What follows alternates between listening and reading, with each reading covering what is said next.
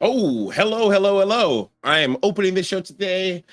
Welcome to ProBots Day 3. Super exciting. I am your producer, Drekken, and we're in the lower brackets, losers brackets, lower brackets, whichever way you want to call it. These bots have lost at least once, and they have one life left to live, which sounds like a good song. Hopefully, these bots have been programmed to sing because Bot Crusher is on its way. Why don't we get this show started with our caster crew? Ketrock and Endersword. Booyaka, boys.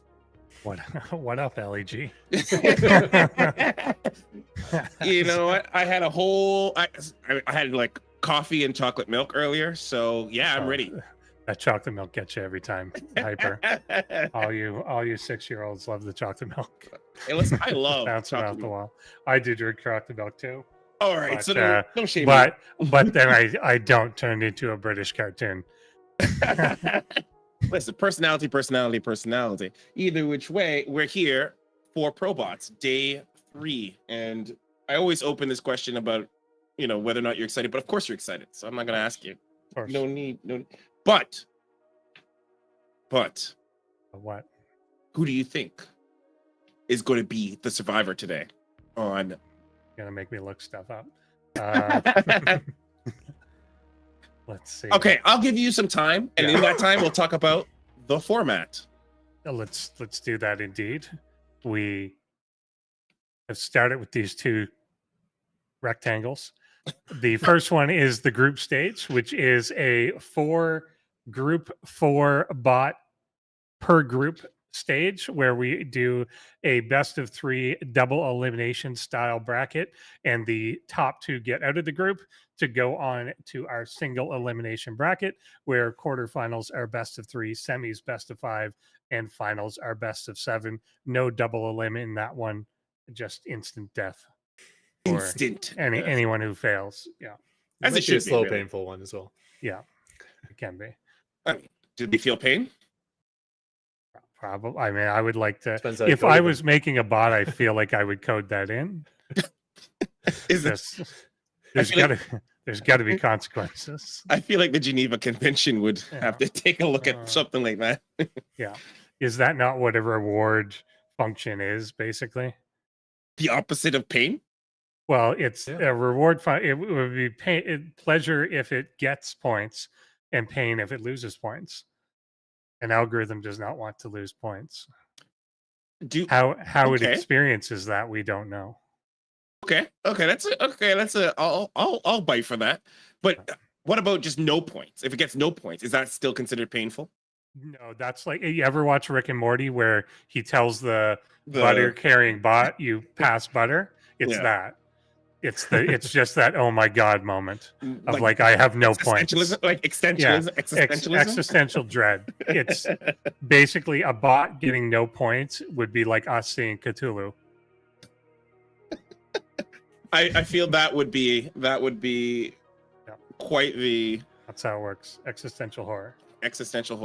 Why don't we speaking of horror, let's see these brackets. Let's see what kind of horror we are up against.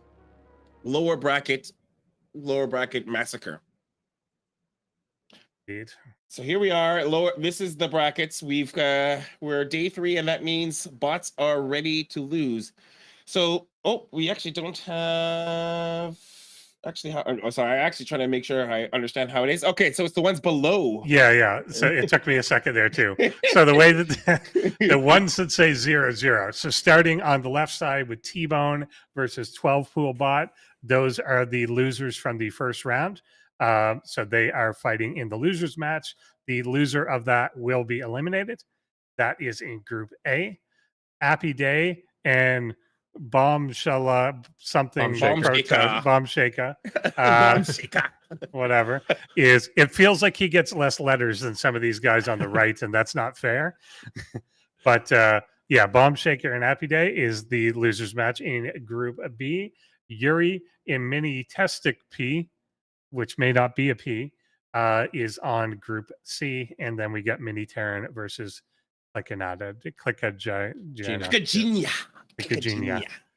Yeah. Well, Mini Testic P is obviously a dirty liar, and it's not a P, as we've discovered last week.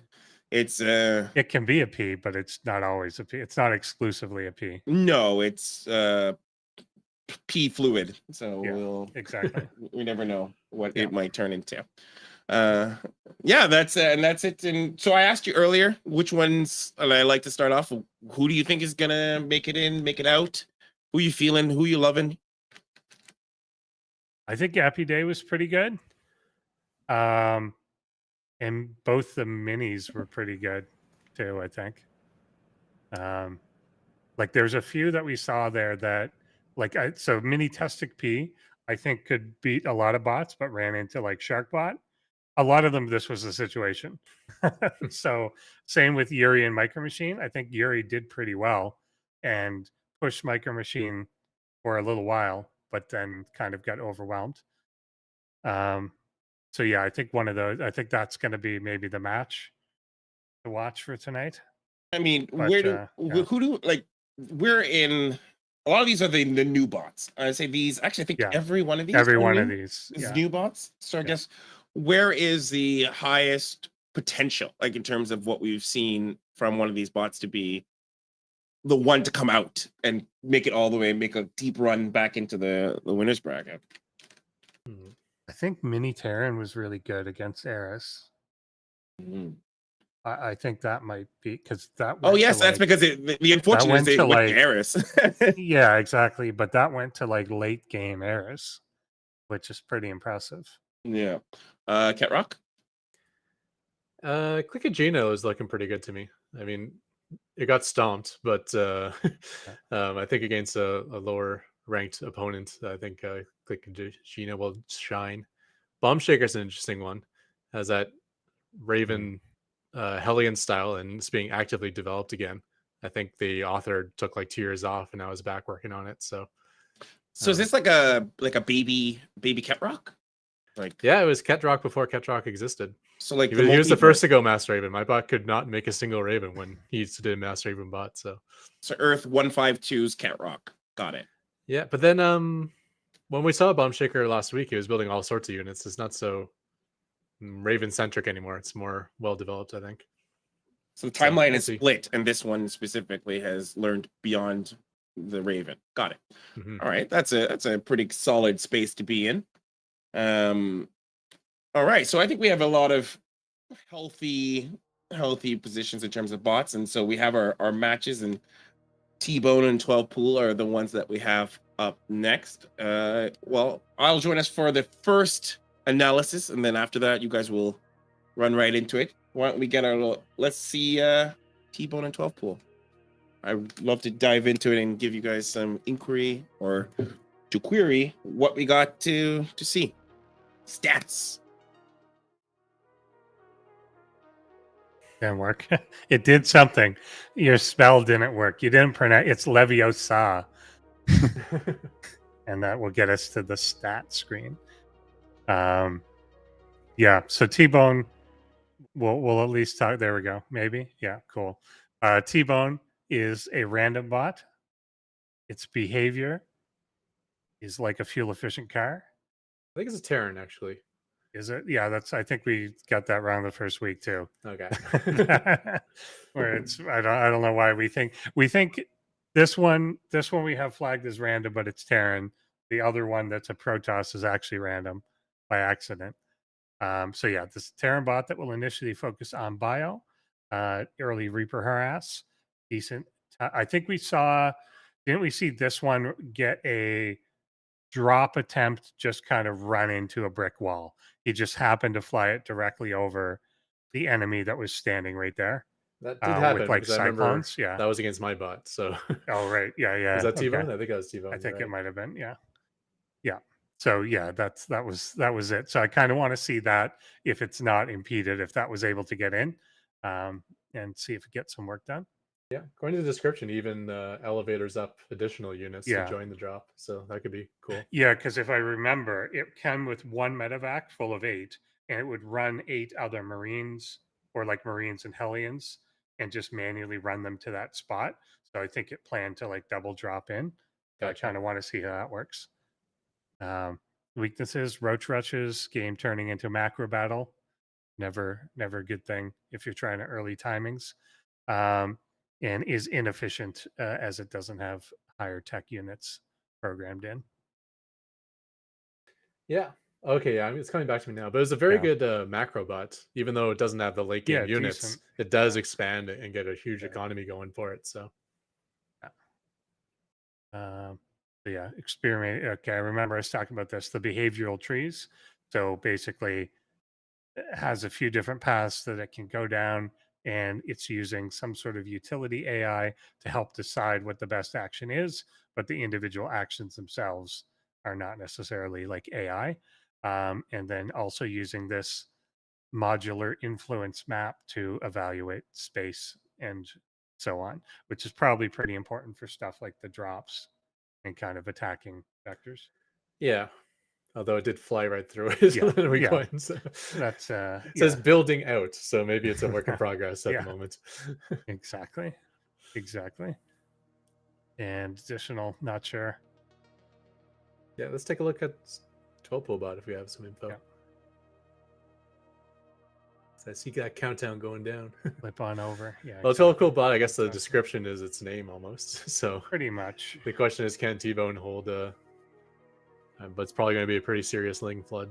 Yeah, given that T-Bone said early roach rushes were a problem, I wonder if early Ling floods would be a problem too then. And was Fit 12 pool bot the one that started 12 pool but actually did pack up to Lings in the second game? Or sorry, roaches in the second game? I forget. I don't recall either. Yeah. I feel like he takes a second hatchery, but he doesn't really drone it up. I Yeah, think he it gets was that far. just for the larva. Weakness, unfortunately, 12 pool is only really viable in ZVZ. Maybe we'll see if that's true. It's certainly less viable if there's a wall or something. Yeah, it really depends if the opponent is like blind countering the bots as well. Yeah, or that, or has a good a good early scout. If you can catch your opponent off guard, then 12 pool I feel can be pretty strong against all races. true. Special abilities. Oh yeah, I remember those two. The pathfinding. So it was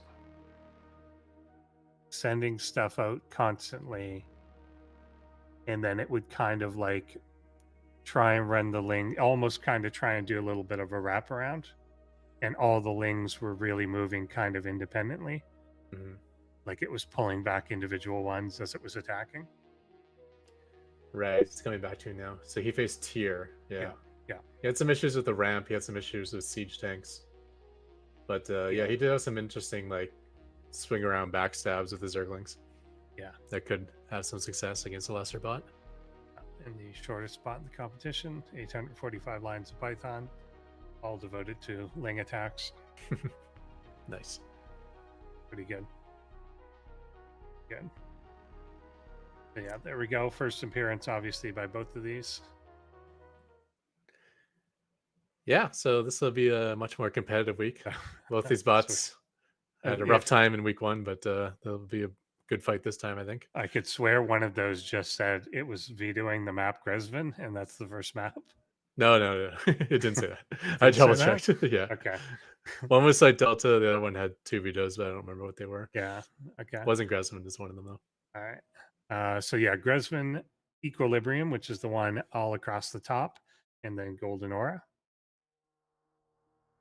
Yeah. So yeah, I think that one all across the top. Or is that Equilibrium?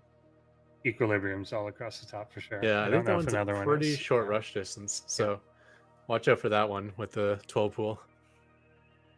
Indeed. And are we ready to hop in? Okay. We may be. We're on the soon. If we are, hop in now. And I did rewind the screen, and it does. The graphic did say that Gresvin was one of the vetoes, but regardless, regardless, we're on. We're going. Well, I think on you get like a anyway. first choice veto. Yeah, that may be it. Then for some reason you get a second. Sometimes they use a second choice. I don't know how it works. Because it said Oceanborn and Gresvin. And then because the Equilibrium was one of my veto choices last season, but I kept playing on it and crashing. So, well, let's hop in if we can, and watch a 12 pool. Quick and painless.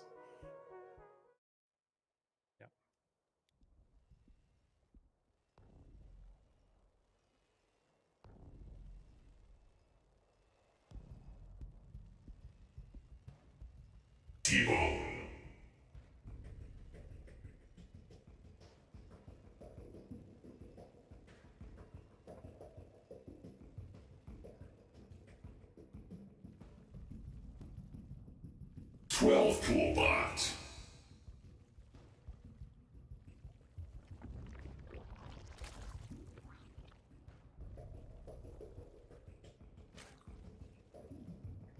Okay, so 12 Ready? pool with a gas. Yeah. So you must get link speed. Yeah, I think he did get speed for sure. And I think, and you're right that he did go up to another hatch, and I think even maybe a third hatch, all for larva, and then didn't mind for them. So this is interesting. This is a low ground wall off coming Yeah. out of T-Bone here. It's going to take... Okay, he's going for 2 barracks. This reminds me of the old TVZ build with like... Yeah. Who started it? It was Tasia, I think, brought it back when he came back from the military. Yeah. And everyone thought it was terrible. And then like a month later, every pro Terran was good. using it. Yeah. Let's see. You get in the military to get inspired. But or it was Beyond. It's one of those players who left and came back. Yeah. Anyways, the fact that it's 2 racks though means he'll probably be able to complete that wall in time. In fact, it looks like it's already completed. I think he's got the second depot down. Yeah, he does. So this is going to be a tough time for a 12 pool bot. The only nice thing is that it's not, he doesn't have to worry about the ramp messing up his pathing. This is all on the low ground. So his link should be smart enough to start hacking away at the wall and not being stuck in a corner somewhere. Also, for the number of lings that he's probably going to eventually get, the distance from the main base might be interesting in terms of repairing. That will it send enough SUVs quick enough to save a depot or something? Although he's not even going after the depots right away. And upon seeing the Reaper, chases that off to the side. And the other lings actually aren't engaging the wall at the moment. Yeah. Yeah, and there's a little bit of a clock on this, basically till the bunker is done. Well, the good news for 12 pool bot is he's not losing all his Zerglings. Yeah. But that's going to be a complete bunker with the wall, which is... I guess the bunker doesn't matter at all because Zerglings can't attack over the wall anyways, but... Yeah, I guess it's just, if they break it, will they magnet into the bunker right away, too? Yeah. Playing on the edge here. The other thing is, can 12 pool bot recognize that the bunker is even a threat? Yeah. It is only an 800 line True. bot, so... Yeah, true. Probably not. Technically, bunkers don't have an attack, so it may not be considered a threat. He's weirdly patient for a bot with that few lines of code. Yeah. Usually it's kind of all in or nothing. So it's not like there's a follow-up where it's like, oh, well, if I wait and contain them, then this will happen. There's no backup plan. So yeah, this is strange behavior. We kind of saw something like this against Tyr with the ramp there, that he just kept dancing in and out of a single Marauder's shot range. Yeah, and T-Bone is focus firing with his Marines as well. Yeah. I thought if he's just shooting a random Zergling every time, they'll probably regenerate more than just doing damage, but he's focusing down the weak ones. So yeah, this is weird. That was very weird. I guess he's afraid of the bunker, but not afraid of the Marines. So Yeah. it's like I can jump the Marines. I don't have to back up. But I don't want to get in range of the bunker, so I'm not going to back up. I'm not going to charge in either. It's this weird sort of patrol move too that is not launching an attack. Yeah, it's probably just like a mix of decisions. Yeah. Sometimes you get that. It's like I want to attack, and then but yeah. something else says you can't attack, and then you're just lunging. Like both of those things are conflicting with each other. Yeah, he keeps like briefly lunging, Yeah. but not quite. Yeah, my guess is he wants to engage these 3 Marines, but he will not get in range of that bunker. So as long as those Marines stay near the bunker, they're basically invulnerable. Maybe when he gets a certain number of lings, he'll decide that it's okay to go. But at this point, I think his link count's shrinking faster. Yeah, than it's faster. Yeah, it was just the 2. I think you're right. It was accumulating, but now it's not. It's going to die quicker. And I think more are going to come out. There's kind of like 1 in 3 Marines produced comes out front. The rest of them chill back there.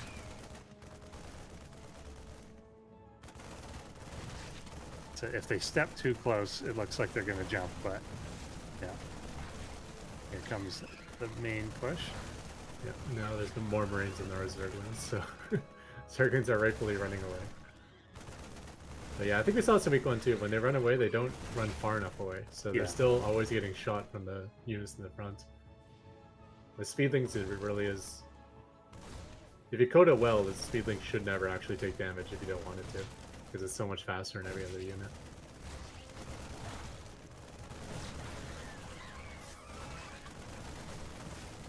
That's the most damage done, and that damage is done by just pressing the stim button.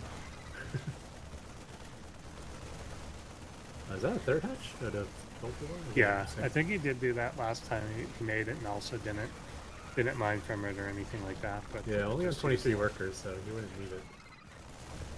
Wow, is this going to be maybe a perfect game? I don't think we've lost a single Marine yet. Yeah, I think the only threat is if he stims himself to death or something.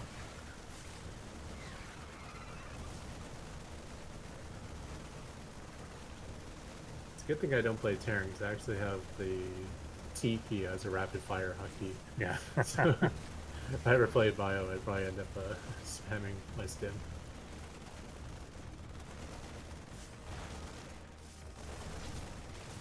Alright, well, yeah, well done. We didn't get to see the drop play. Oh, well, the TBT queen specific, but... the queen got a Marine. Oh. Queen got a Marine. You know what will probably attack and not run away is the Broodlings. Yes. That might be the one thing that actually plays. Yeah, he focus fired them down good from the first hatch, but now let's see. He's low. Pretty quick. Ew, okay. Yeah, I mean, if we removed some more lines of code from ToolPoolBot and just had him A-move all of his Zerglings across the map, yeah, maybe he breaks through that wall, you know? There was only like one Reaper for quite a while. Yeah, and the Reaper was not defending the wall. Yeah, he was kind of off to the side. And yeah, I do think that because of the distance, if you just jump on a wall like that, they may not respond with SCVs in time to stop the threat. So yeah, if they even have repair coded into the bot. Yeah, exactly. Like GenZBot and Tier, I think never repaired for a very long time. So yeah. there's high level bots that don't even have repair coded in. He could have held down because of the side the wall's on too. That's one of the few things in the game that's still not totally symmetrical, is the add-ons are always on the right. So he could have like killed those, prevented them from getting to stem and shield. But there we have it. So yeah, I wonder if that was kind of like a counter knowing that he's going to 12 pool so the full wall off, or if that's just normal. I think it might be probably a normal build for him, because that's a very good Z opener if you like Reapers, and we know that T-Bone likes his Reaper harass, so kind of makes sense to do it. Last week we saw him against Terran, so obviously he was not doing the low ground wall off there. But yeah, or it could just be a blind counter to 12 pull bot. You never know. Either way it works. But this one, Equilibrium, again, I think there's no ramp up to the natural. It's much farther out. Yeah, where you elevate. So see if he goes for that sort of like full wall off thing here. This is the one that we saw in week number 1 against Tier, that he kind of got stuck fighting outside the third. So because of the layout, the third is kind of more in front. So it's likely the first space you're going to encounter if you go later in the game. But yeah, we'll see again if there is a full wall, or if anything is different, or if Pool Bot just kind of stays scared and won't commit. Well, it's definitely a shorter rush distance. I think the choke point at the natural is exactly the same size, so 2 depots, 2 barracks will do the same wall off if he goes for that. But the shorter rush distance, that is helpful for Pool Bot. We'll see if it improves his chances as we hop into this game.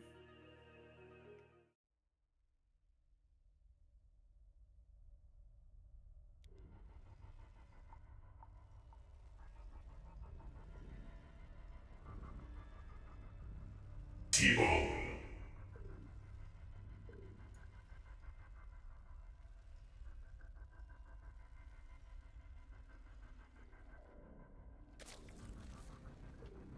Pool bot.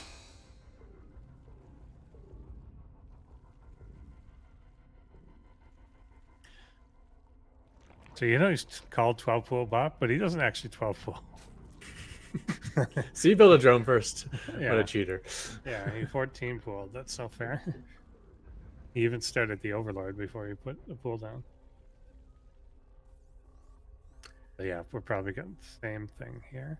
Yeah. That spacing, right? Yeah, it had to be like depot, barracks Yeah, for that to work. yeah. But he does have a space for that. Yeah, there we go. So the room for one depot at the top. Actually, you might be able to do that with just one depot and 2 racks if you position it correctly. Yeah, if you come out there, yeah. Yeah, exactly. And just have the racks a little bit more forward. I think the bottom one you can move forward by 1 notch, and the second one you can move forward by 3 notches even. But with that said, he needs a second depot anyways for supply, so it works out fine. Yeah, and at least the only thing the surface area is the real thing. If they're kind of jutting out, you can get more of a surround and potentially take it out quicker. Okay, this is what I thought from the first week. That in the second time he didn't 12 pool, he went up to Roach, and T-Bone specifically mentioned that Roach rushes are a weakness that he experiences. So yeah, I mean, Broad Roaches are a weakness for every bot on the ladder because it's super powerful in the hands of a solid bot author. So we'll see the double Reaper opening, actually even more than that, going for a third. So he is going to be aggressive with the early Reapers. Yeah.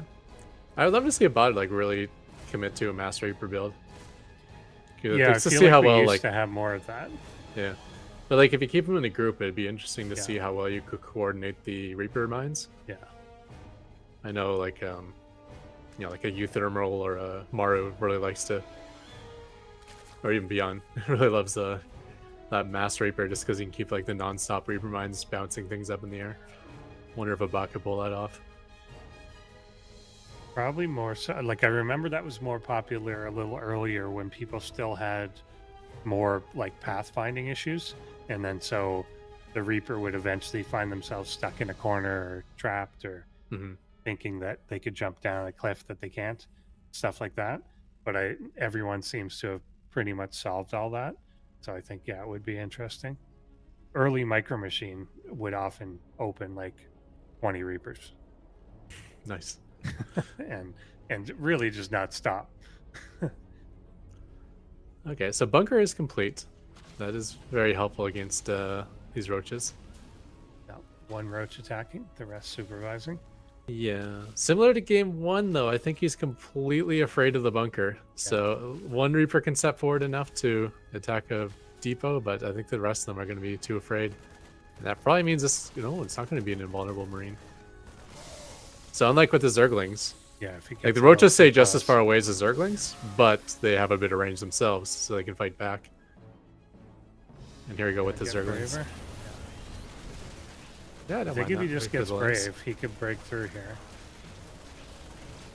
Yeah, kind of attacking everything. Looks like the bunker does go down. Depot's under heavy pressure, but depots get back to full health because they focus all the SCVs. So this is a big problem. These SCVs are all dying. There's only a single Reaper left to defend with, and there goes the economy. Yeah, and I think he's just going to continue to pull to try and save this, and he's going to end up losing everything, or all the workers at least. Wings getting on these depots. So we were worried that he didn't have repair coded into this bot. Yeah, now it turns out it's like that was actually the death of him. Yeah. And that's going to be that depot down. Rings come flooding in. There goes the last of the bio units, and I think that's the last of T-Bone. We are going to be going to an ace match. Yeah, pretty good. So good prediction, at least by T-Bone, that roaches are a bit of an issue here. And the heavy Reaper, heavy Marine, obviously not what you wanted in the moment. He did have this, factory in Starport, but didn't, no tank or anything out to help protect.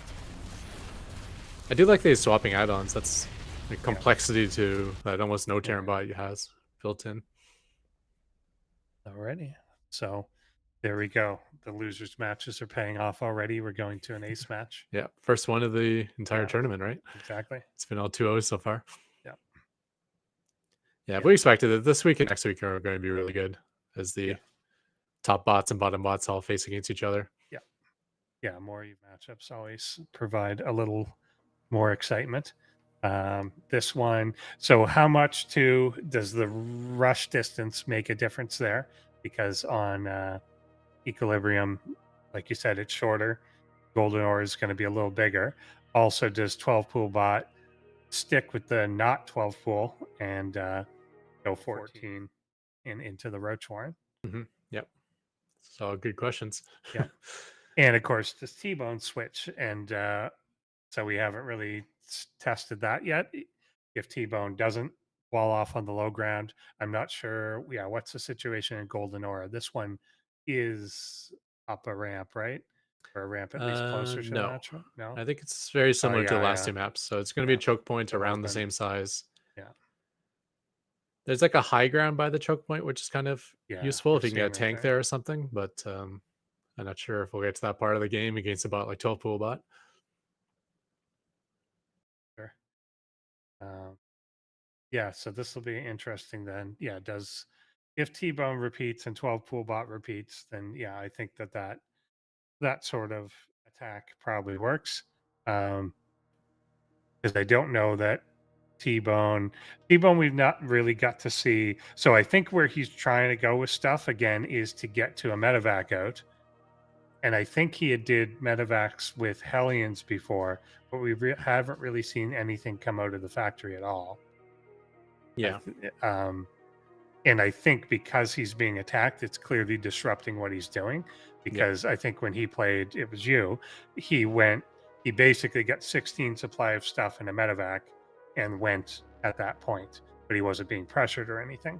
So got to be kind of on plan.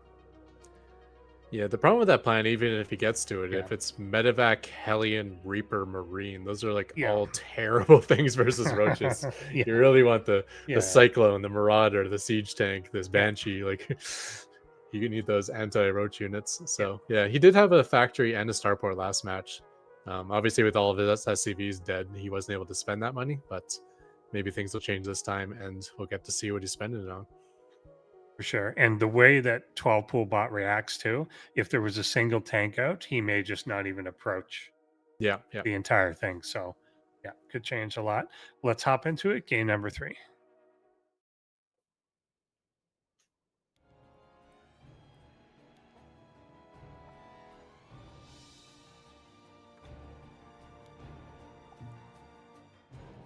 T-Bone. This isn't Golden Ore. This is the other map, the other guy. 12 pool bot.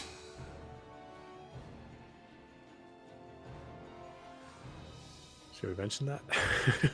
Maybe we'll have to address that this is not Golden Ore. This is Site Delta. So I don't know whether the graphic is wrong or whether this is wrong or whatever, but it does change at least a little bit. Because this one does have a ramp up. Yes, this right? is the one map that has a ramp. That's Yeah. correct. But an interesting wall Yeah, off. That's you not going to work for Yeah. a 4-structure wall. Yeah, you need a 5th. You can put on the side, but then you'll have a gap on the edge. I think you can do it with 4. He just didn't. Oh, you know what he's doing? He's leaving space for the add-ons. Yeah. So once he has add-ons, yeah. he'll have a wall. Okay. But before that point, Lings will be able to flood in. Yeah. Now, I don't think we're going to be seeing Lings. No, I expect it's going to be that Roach move again. I mean, he'll still make Lings, but I think it's going to be the Roach one. Maybe not. Yeah, there we go. Yeah, okay. Just to the 2 Lings, I guess, for safety. So that should be okay for T-Bone. I think you should have the wall done before the roaches arrive. Although a wall against roaches isn't that useful anyways. It's not like versus Zerglings, you just repair and you're invulnerable forever. Roaches can shoot over it. But if these 2 Lings get in, I think it'll actually be good for T-Bone, because you'll probably be able to pick them off with the Reaper. Yeah. Probably. And like any little kills is probably helpful.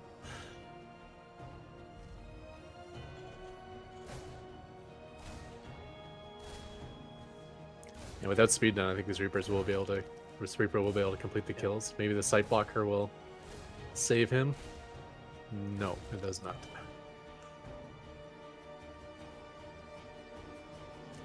Okay, they'll poke across the map. He should get vision of the roaches at least.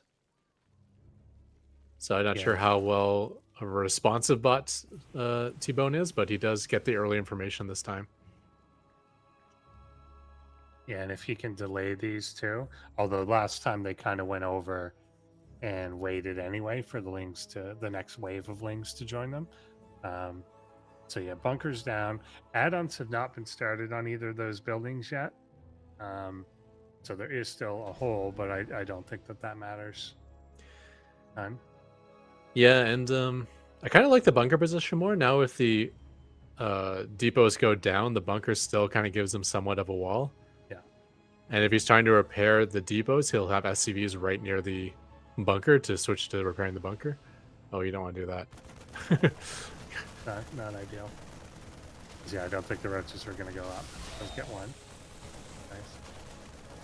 The roaches aren't afraid because the roaches don't know there's a bunker, so they don't know they're supposed to stay away from it. Oh no, you can't see the bunker. He's got an overlord there. My mistake. So stay low for now. T-Bone's definitely better at targeting down like the injured one, whereas 12 pool bots seem to just be hitting whatever. So here's the lings. That's usually the key to go. Yeah. Then the bunker here is gonna paralyze him a little bit. And this insistence of jumping down may be an issue. Paralyzing is a strategy, you know. Yeah, If I say here paralyzed, I get to kill all of his marines for free. So I think again though, seeing the bunker, I think you're right that there's no code to say what's in it. So he doesn't know if it's safe to go up or not. And now with one in, it kind of isn't. Yeah, last time when the lings were out, he decided he had enough, and there he goes, I believe. Yeah, so he's in there. He was just waiting for a certain supply count or a certain army size, however he measures his army, and then went for it. And yeah, the lack of a wall meant the Zerglings got in there deep. However, this time we do have a bunker that's not dying, and that's a big difference than last time. That was the first structure to go down last time. Let's see how many. Down to what these lings do. If they get pulled into the bunker, it's a problem. If they go into the main and like try and finish off the workers, then that could be really good. Depot will probably burn down, but it's not crucial at the moment. No, nice repair. Yeah, and that's it for those Zerglings. It looks like Tolpubot decided he has enough to go in once again. Killing off another depot. This time is going for that bunker, but the lings are being a little bit indecisive, and there's a lot of SCVs repairing, so they're going to get cleaned up again. Yeah, since he had no depots to repair, the SCV's only repair target was the bunker this time, so they jumped on it immediately. In game 2, they all jumped to repair the depots, leaving the bunker to die unprotected. So this is kind of working out. I mean, he keeps building and losing depots, but yeah, and he's losing a lot of SCVs, but he's replacing them just as quickly. Yeah, he's got a work relief. I mean, there's economy. I don't think is an issue. You know, 1.5 base economy is plenty when you're facing 12 pool bot. It's just not dying. Yeah, he's kind of got to, and I don't think he will, but just discover the fact that you can do a run by. And exactly. like you don't have, this isn't actually a wall. This is just a thing that's happening. If he gets a full surround here, then this could be big. If he 4 SCVs repairing, is that enough? Is that enough? Oh, it's not. That's it. Yeah. Oh, this could turn around right now. I thought it was going to be looking good for 12 pool, or for T-Bone, I mean. Was he able to get anything up in the background? I see a medevac on the production tab, but that's not going to help. Been building anything useful? He's had this stuff for a while, and he's just not made enough use of it. Yeah, I'm looking at that 1100 gas in the bank, and that just pains me. Medevac is out, but that's not something that's super useful now. No. They can evacuate the SCVs and fly back to fly back to Earth. Yeah, so Yep, just a little bit of a jumping on the bunker, enough to overwhelm it. It looked like it wasn't going to go that way, and then kind of turned. Yeah, you really need to be adaptive with how you're mining based on Yeah. your resource needs. A lot of times, like, okay, I'll take my first gas at this point, and I take my second gas at that point. But if you're getting all in and you're pulling SCVs to repair and losing stuff, it changes like your income Yeah. to what it's naturally supposed to be, and you got to be able to pull off gas at that time and get the minerals you need. Yeah, so 12 pool bots, it will be moving on, and T-Bone will be our first bot headed to the scrap pile. A little bit surprising, I think. Yeah, I think so Maybe. too. It looked like he had kind of the right mentality or tools to hold, and I think quite literally had the tools to hold. There's a factory with a with a tech lab on it, like for probably at least 3 minutes. Yeah. So he literally had the tools to do it, and just didn't build out of there. Like if a tank was there, not only would it have killed stuff, but I think he wouldn't have attacked into it due to its aversity to doing so. I was a little surprised that 12 pool bot actually was as aggressive as it was, especially given the first game where it just wouldn't go in at all. But I guess the roaches must be coded to be a lot more aggressive than the lings are. Yeah, you can definitely tell it's based off the value of his army size compared to his enemy's army size. So he must value roaches a lot more than zerglings, because the zerglings never reached that threshold. Yeah. But the roaches, they hung out outside the bunker for a while, but once 12, 14 lings joined them, they're like, okay, let's go. Sure. So yeah, there we have it. So 12 pool bot will go on to face the loser of the winners match there, and we are on to match number 2 of the night. This one is Appy Day, which is some sort of bee, versus Bomb Shaker, which is some sort of bomb shaker, bomb mixing device. Bomb sha dot. Here we have Appy Day strategy. No strategy whatsoever. Just gonna hit things out of the park. Well, I got rid of here. It says it's strength in decision making, efficient resource management, which is something T-Bone could use, unfortunately, and strong early game aggression. Okay. However, it has weaknesses in adapting to unpredictable opponent strategies and struggles with late game decision making. It does. So it's a Protoss Java bot, definitely. I think from the first week we just saw the name and it was bug-like, so you figure it's probably Zerg, but it's not. Yeah. Appy Day. Oh, it even has speed mining, which is a pretty advanced feature. Which makes you question again whether it's built in Java or not. So if he has speed mining, that means he built it himself. Well, it's not in the framework like with Python. Look at it. Yeah.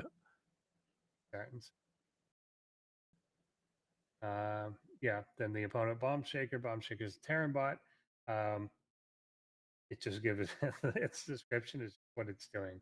Bomb Shaker is a Terran bot currently competing in Group B of the first week losers match. The bot's strength lies in its proficiency in Python coding language, while its weakness remains undisclosed. Ooh. Well, let's see if Appy Day can find said weakness. I don't know. Maybe it's like a lack of caution with bombs. Shouldn't shake them. Don't run with scissors. Don't shake bombs. So he's added more functionality to his Ravens. They do anti-armor missile and interference matrix now. And he has also added speed mining. So you got to have the speed mining. Like as soon as I remember us saying, like once that came in, this is just going to be the bar that you're going to have to be at. If you don't incorporate this, you're just so far behind. It's minor when you compare like all like the stupid things bots do. Yeah. Like, okay, you mine 7% more, but you're throwing away all your stalkers. Like, who cares? Yeah. But when it's two like really good bots and one of them has speed mining, the other one doesn't, it's a pretty good advantage. Having that extra, whatever it is, 70% income. Yeah, especially if someone's going for like early timing stuff where it's really crisp, which was the original idea behind like the 4-gate bot, was like doing a 4-gate at a speed that a human can't do. Yeah, exactly. That's the concept, but yeah. Yeah, Scarlet's bot hit a 4-gate with more stalkers than is what's humanly possible because of the speed mining. Yeah. With the perfect build order plus the speed mining. But then would dance around the bottom of the ramp sometimes. So yeah. Execution. Bots are good at some things, bad at other things. Yeah, no, that Scarlet bot caught the ladder off guard though when it joined. I think it would went all the way up to number 2 on the ladder. Like it was beating every bot. So like even the bots that would beat it sometimes would lose sometimes. So yeah. But then we all kind of realized, hey, we got to deal with 16 something. stalkers at the 4-minute mark. So we got to change up our build orders a bit. Yeah, exactly. All right, I think we may be ready. So let's hop into game number 1 of match number 2.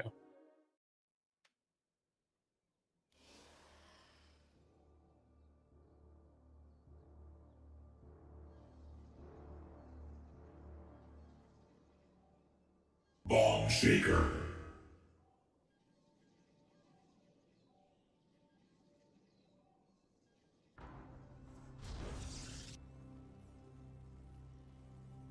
Ape-a-day.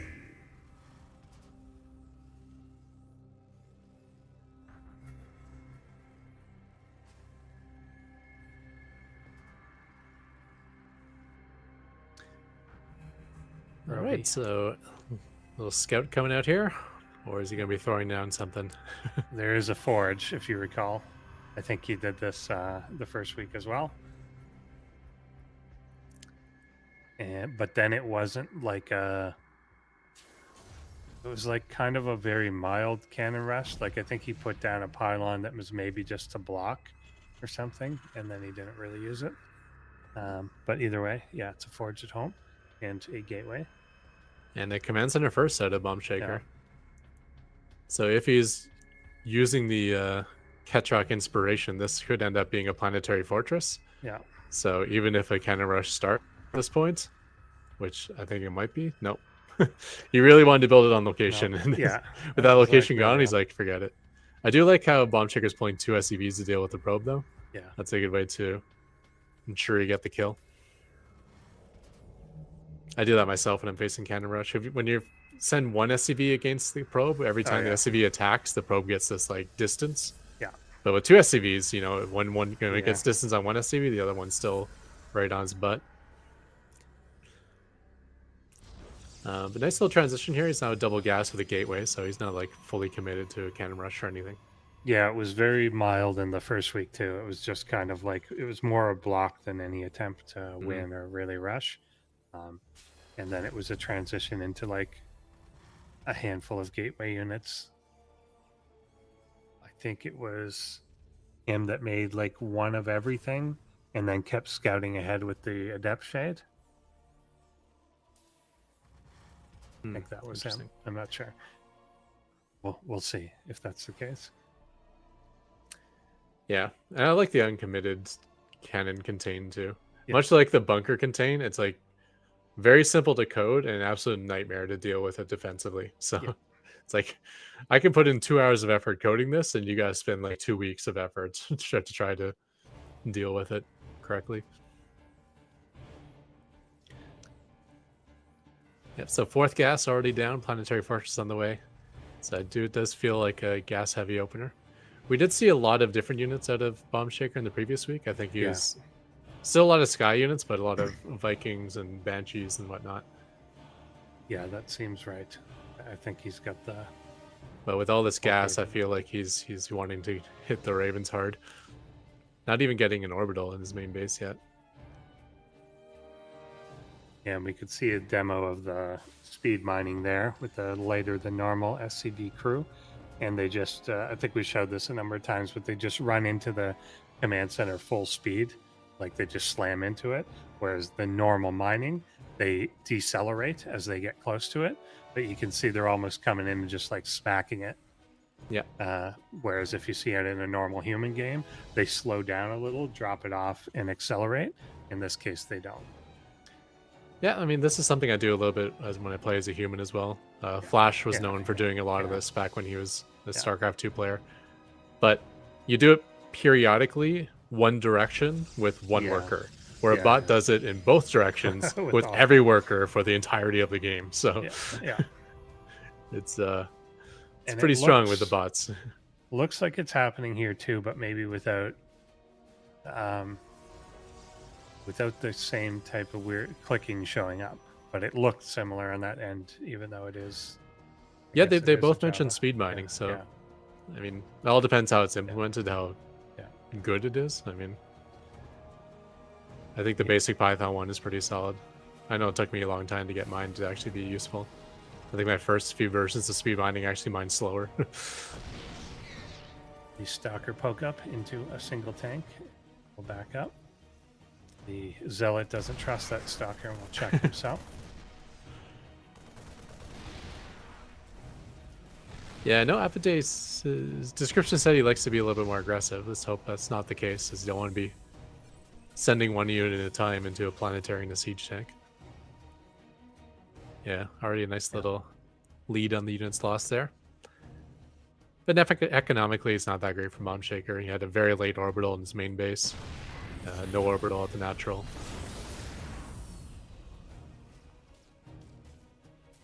He's lost one of everything.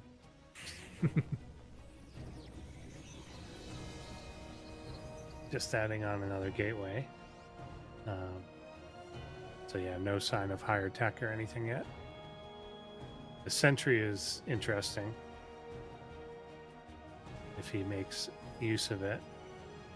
The hallucinate. I guess he is in the form of a hallucinated immortal. It looks like he hallucinates whenever he gets energy. Yeah, yeah. I do like the idea of just Guardian Shield. It's very easy to Yeah. code. You know, just whenever Yeah. you're under attack, just hit the Guardian Shield. Force Fields is, that requires a lot of information about Yeah. terrain and being able to understand that information, and that can be very, very difficult to code. But Guardian Shield's strong and easy. I'll turn the main base. I think that was to take down the hallucinated sentry. These are just, it's hard to tell exactly what they're trying to do here. Felt like they were all like attack move, but got separated. The Banshee is out with Cloak about halfway done. Yeah, so it's definitely not a pure Raven Hellion bot anymore. I do like the addition of Cyclones. I like the addition of the Banshee. He's also upgrading just a blue square. Forget what's. I'm gonna what guess is that's that? the Hyperflight router. Yeah, No, maybe. probably the Hurricane engines. So whatever the thing that Yeah. Cyclones make them move faster. Because I'm not sure if we have that in our Yeah, version. that's on the tech lab there. Yeah. I mean, we have it, but I don't think we have the image for it. Looks like.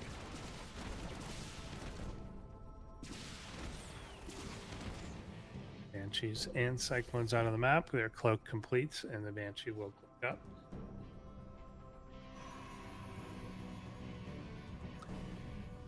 Third base almost done for Bomb Shaker, so things have been going very well for him. And now if he goes up 3 bases to 2,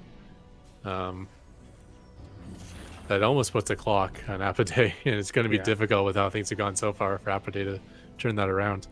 But yeah, I'd love to Apode see a going third with base the out of tech. Apode like right now. Especially since he's adding on both a Robo and a Twilight. You're going to need to fund that, basically. And it's not like you're going to attack any moment. So he's going for the charge on the Zealots. I thought he might be going for Blink instead because he saw Cyclones and Banshees. But that can work too. So yeah, there's a third. Yeah, charge lots are extremely good versus Cyclones, so that can work. But yeah, and the Robo's probably for observers, I would guess. Maybe a response to seeing Yeah. a Cloak Banshee. Yeah, Still a decent exactly. army size. I mean, that's no joke there. That was like a full page of units that can attack. He's upgraded too. He's at 111 from the early Forge. Oh, that's nice. Yeah, against no upgrades, which is even more nice. Well, For now. yeah. Yeah. It looks like +1 armors on the way.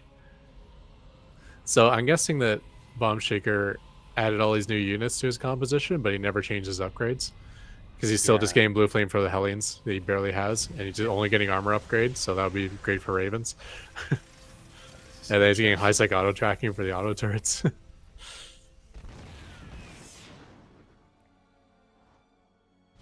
The aliens across the map. Really enough. Dude, he's building a second robo, but then also the robo. Great, so I don't gonna do. Yeah, robotics facility as well. So yeah, a lot of banshees here, but also a lot of and a stalkers Stargate. and nice micro out of the cyclones there. And now that he has the hurricane engines, he's actually faster than charge lots, at least when they're Yeah. not charging.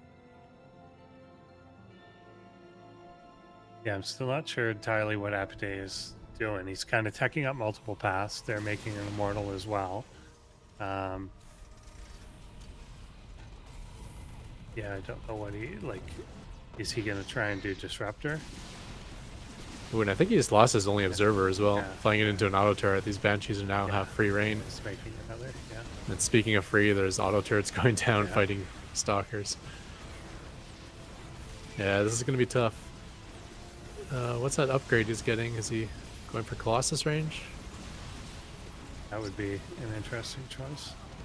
Speed Prism. Big prism. Okay. Interesting. Okay. Well, Prism is a great way to negate the Yeah. Cyclone lock-ons, that's for sure.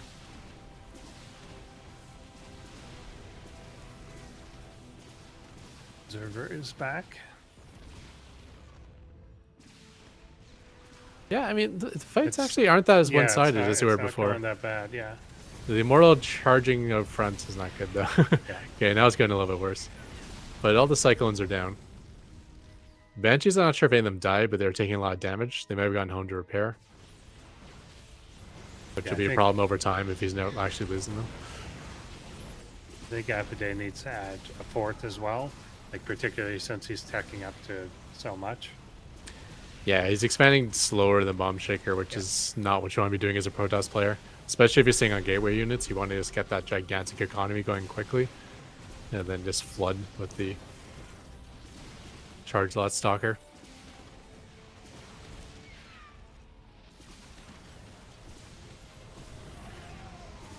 Yeah, I like this. Like the kiting back of the Banshees and the Cyclones is really nice. And then the auto turrets are tanking all the damage while you're doing that.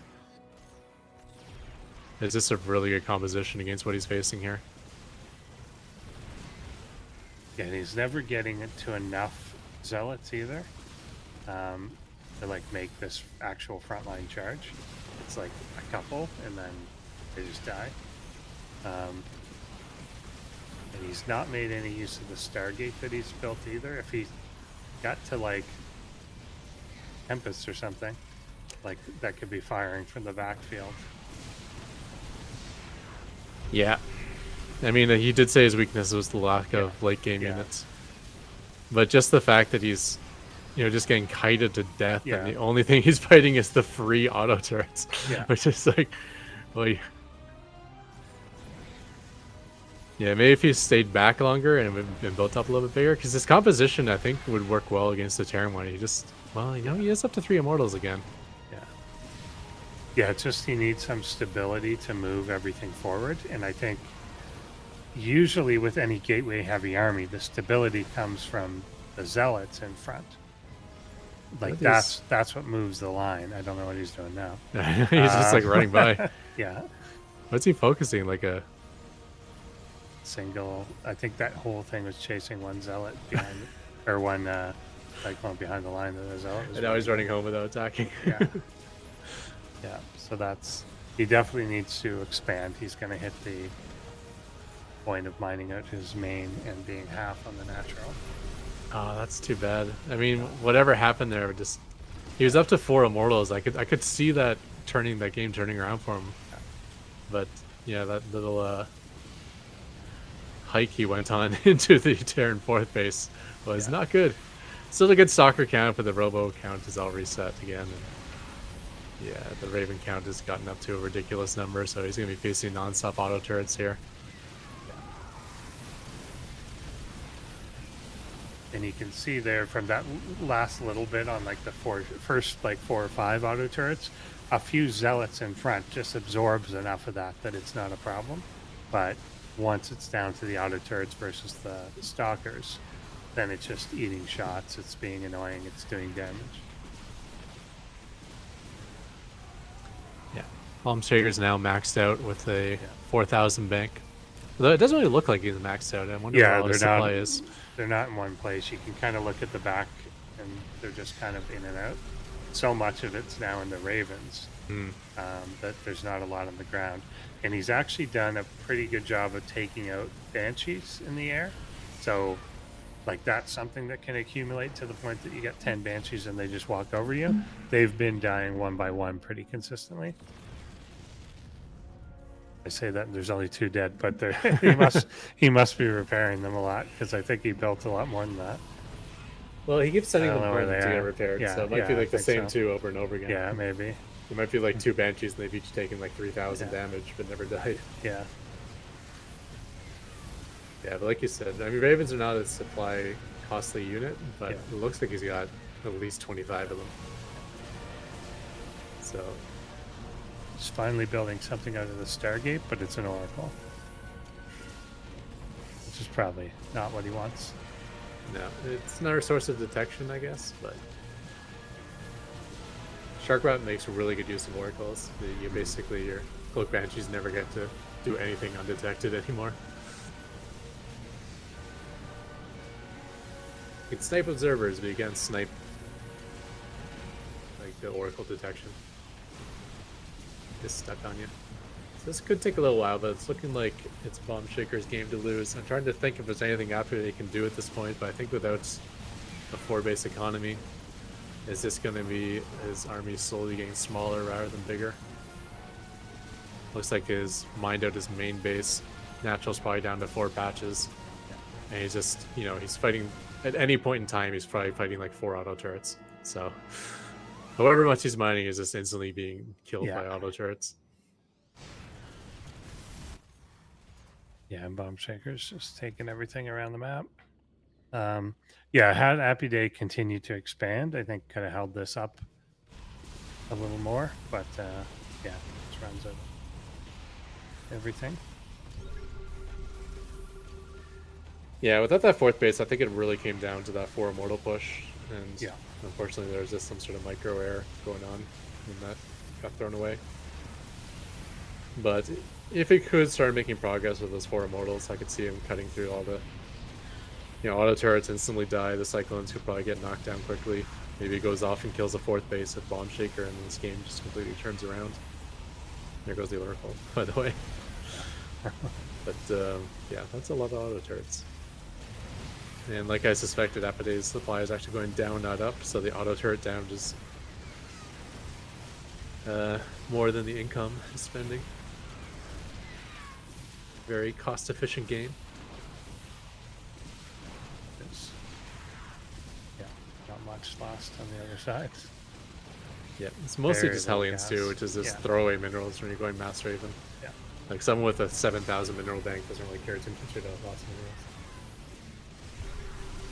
Bomb Shaker deciding to take every base on the map as well. Always a good backup plan. That's what you gotta do. Just deny everything, make everything. It's actually surprisingly difficult to expand when your opponent has the base. Like even if it's on your side of the map, you're just constantly distracted by other things. Yeah. That it's hard to can find the never time go to get clear over it. there and clear it out. Yeah. So I noticed like with top odds, sometimes it comes down to like who takes the extra bases first, because whoever takes them first never ends up losing them, Just keeps them. and then they'll win through attrition just from having more bases. Yeah, I mean, we've seen that even just on a much simpler sense of like if you just burrow a ling there or something, it's just a lot of effort to move it. Yeah. So, lapsing to the 3rd here now, turrets will start killing the Nexus. Yep, and with those probes going down, that's going to be the end of the new unit production of Apoday. So Yeah, there's almost nothing on Bomb Shaker's side that actually just does normal damage anymore. It's all the turrets. 3 Banshees, 3 Cyclones. We'll have to win the match, and then other than that, we're waiting on Raven Energy. Unless he bugs out. No, he's throwing Always exception and possible. crash. You never Always know. possible. See, if I make a bot, just if it starts losing, I'm just going to start saying things in chat that are like commands, and So- see if it does something. So I had a real game where at the very end I killed all of my Protoss opponent's probes, Yeah. and then killed his whole army. So he had nothing left. But he didn't want to leave the game because he was being BM. Yeah. And I realized my entire army at that point was just 4 ravens. So it took me 45 minutes to clear all the structures from his 5 bases. Nice, nice. I wasn't going to give him the win though. No, of course- I'll of stick course around not, for those of course 45 not. minutes. Yeah. Yeah, you gotta wait it out. I've definitely been in that situation. Remember, there was a whole period before draws existed, but there was no logic for it, and so you just had to wait out the 9 hours. so Is that someone, the limit? 9 hours? yeah, it's 9 hours, 15 minutes. It works out to be, I think it's 2 to the 15 seconds or whatever it is the limit of a game length. Hmm. So yeah, whatever it was. But if somebody just floated off to a corner, then you just have to wait the time. But the really annoying part of if it was a CC that floated off to the corner, you had to be really sure that the person didn't have 50 minerals, so you couldn't just like leave Yeah, and, that's true. and like ignore it. You had to like keep eyes on them for the whole time. That actually happened to me in that game I was referring to as well. Yeah. I think about 20 minutes in, I got up to go to the bathroom. Oh yeah. And There you right go, at that man. point, a probe came on the mini map and Yeah. moved over and started rebuilding. And then when I came back from the bathroom, I was just continue killing structures, and my chat was screaming at me about the base is being rebuilt, but I don't read chat, so Oh yeah. he almost made a comeback on me. It's fun. That's fun. I always remember. Have you ever played much like AOE? Like I played a lot of AOE too. Not at all. Not even back in the day. That was the It one was- RTS I never played. There, because the maps are like they're just randomly generated, so they're not like a known thing. You could, if you were like starting to lose, you could get a single like villager and just chop your way through some woods, like a single file path, and then start building in a clearing in the woods. Oh yeah. And then as they're looking around, they would just see it as if it was a solid wall. They wouldn't see that you cut down individual trees to walk through.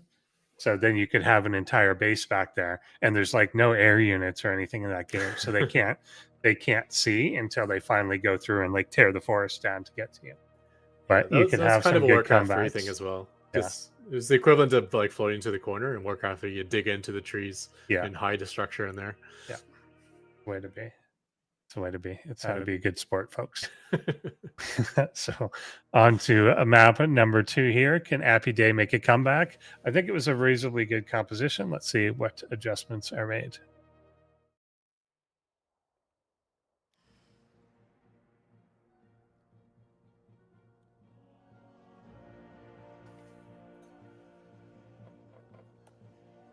Ape-a-day.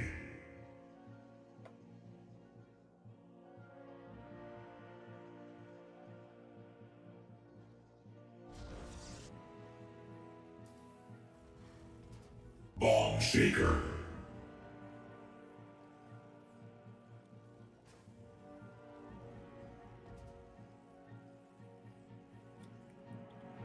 So is this an earlier probe than last time, I wonder? Feels like a little, maybe. Here's the forge. Yeah, and there's He does have enough for a pylon. because I think at least last time the forge was building when the probe came in. Yeah. Oh, he gets it yeah. down This this is time. this Okay. is what he was trying to do. Yeah.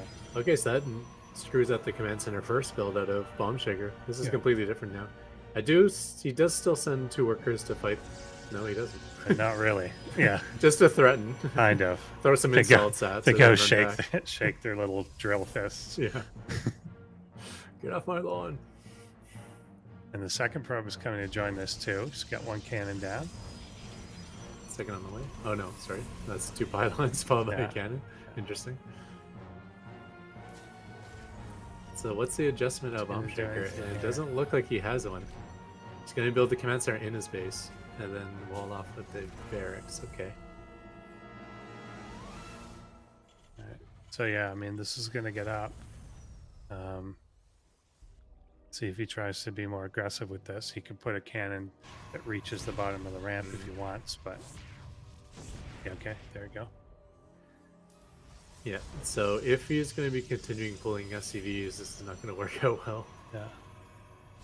Yeah, that's always the benefit of this. Like, you can make such a little investment in it, and it just becomes this magnet that Yeah. causes the other person to self-destruct. And I think he's a little overdoing it now, but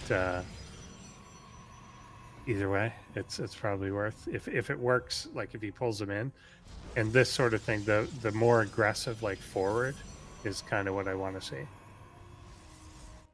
Yeah. The one thing I don't like about Apide here is he's kind of overcommitting to the Yeah, cannons. it's a lot. Yeah. Like, if it's going to work, then 2 cannons would have worked. You don't need Yeah. 5, right? Yeah. And if it's not going to work, then you want to be transitioning it home, not building More 5 cannons cannons, for you know, no when the reason. siege tank is about to blast its way out. Yeah. But it Yeah, looks like it's this going to is- work. Yeah. Yeah. These Marines are at least going to die one at a time. The command center is highly optimistic. He's got his spot picked out. Yeah. You can see it in green. There's no defensive maneuvers on this ZC. Okay, now I like the 7 cannons because it's going Yeah. to grab him a command center kill that they Yeah. probably would have not have gotten otherwise.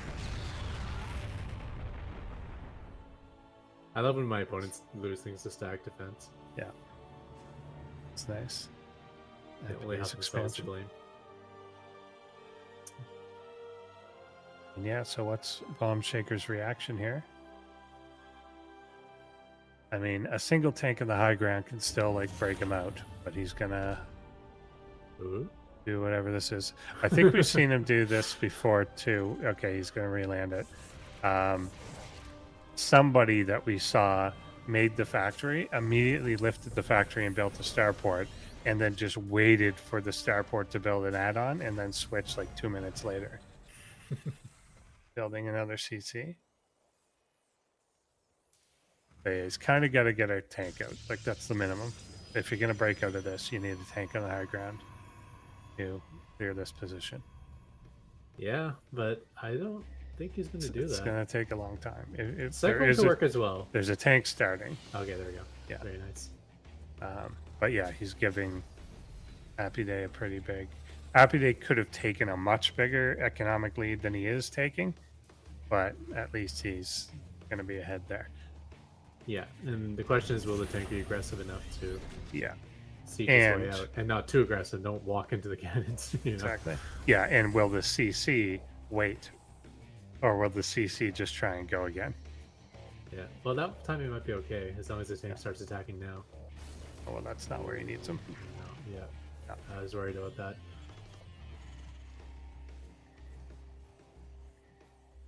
It's like when you're cannon contained, you want all your units to not attack the cannons, except the ones that you do want to attack, like Oh. siege tanks and cyclones. Go command center, go. This time you've got it. This one's a little bit more shocking because Yeah, he knows for a fact that that location is not landable. Yeah. Maybe the first time he didn't have vision. It is interesting though how bots are even allowed to give a land command yeah. to a that is spot weird. that's not open. Humans aren't allowed to do that. It's weird. It's always unfair like that. What was that came down? Was that a cyclone? I'm gonna get some marine or an SCV. Oh, a banshee. Okay.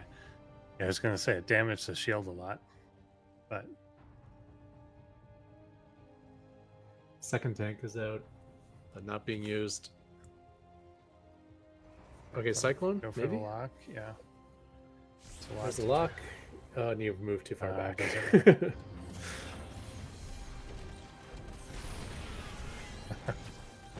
He's gonna end up siege tanking down his own depots later. Banshee again. This is painful. Almost. But good news is we do have another ace match. Yep. Well, and that's things. Probably. Yeah. Yeah. We do have a probably. 2-base Apodee now, so. We have seen Apodee do some questionable micro as well, so you never know. Things might get thrown away. He is walking into siege tanks and cyclones. That's not going to be easy to break. The question is, will Bomb Shaker ever break out? Oh, I think I saw the tank move forward. Maybe not. It may. Yeah. Okay. Cyclone's there. I was going to say it may move forward because of the units or something. Yeah, I mean, the tanks have range on the ramp. Yeah. The cyclones are getting repaired. This is going to be a very efficient defense for Bomb Shaker. He's going to be throwing away Banshees non-stop, probably. But did get his first cannon down. So I think these cyclones may slowly break out. They don't maintain the lock on the cannons, but at least they grab the lock and use it for a little bit. Yeah, and if he's trading off stalkers for this, okay, we're gonna lose a third CC though. Maybe, or maybe this is they're gonna escort the CC to victory. No, that's a third dead CC, unfortunately. I have I'm very optimistic about the fourth CC though. Yeah, I feel like think he'll that'll be break the broken one. out by then. Yeah, But we still don't have a third base of Apodee, so it's not like he's like insanely far behind economically. he's started just as you said. That started the third, but yeah, And Apodee is losing more than yeah, Bomb Shaker for sure. Like we're having to repair the cyclones a little bit. We're losing the Banshees over and over. But other than that, that's it. Compared to like a ton of stalkers going down. Oh, the repairing SUVs are actually messing up with the cyclones. Yeah, there goes one down. Okay. And that's the second one. Oh, okay. There goes the ability to break out through the cannons now. The cyclones are the ones that were grabbing the cannon kills. Now they're all dead. Where'd the observer go? If he's got high ground vision here, this becomes a lot easier. So to get high ground vision, he needs to step into on the ramp, and that puts him in range of 2 siege tanks. So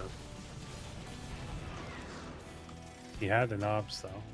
I don't know. I assume it died. He's making another one. yeah, at this point, it looks like an Alamo. You know, it's just hold out until you're dead. Oh, he did break through. With the help of the siege tank, probably doing most of the damage to those depots. So a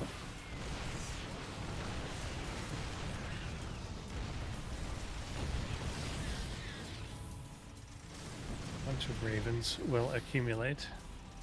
But yeah, now he's up against a full 3-base economy. I think eventually, once another real immortal gets built and comes over, I think that will come instead of the hallucinated ones. Oh, couple more cyclones out in the field again. If he ever finds a gap, he might be able to.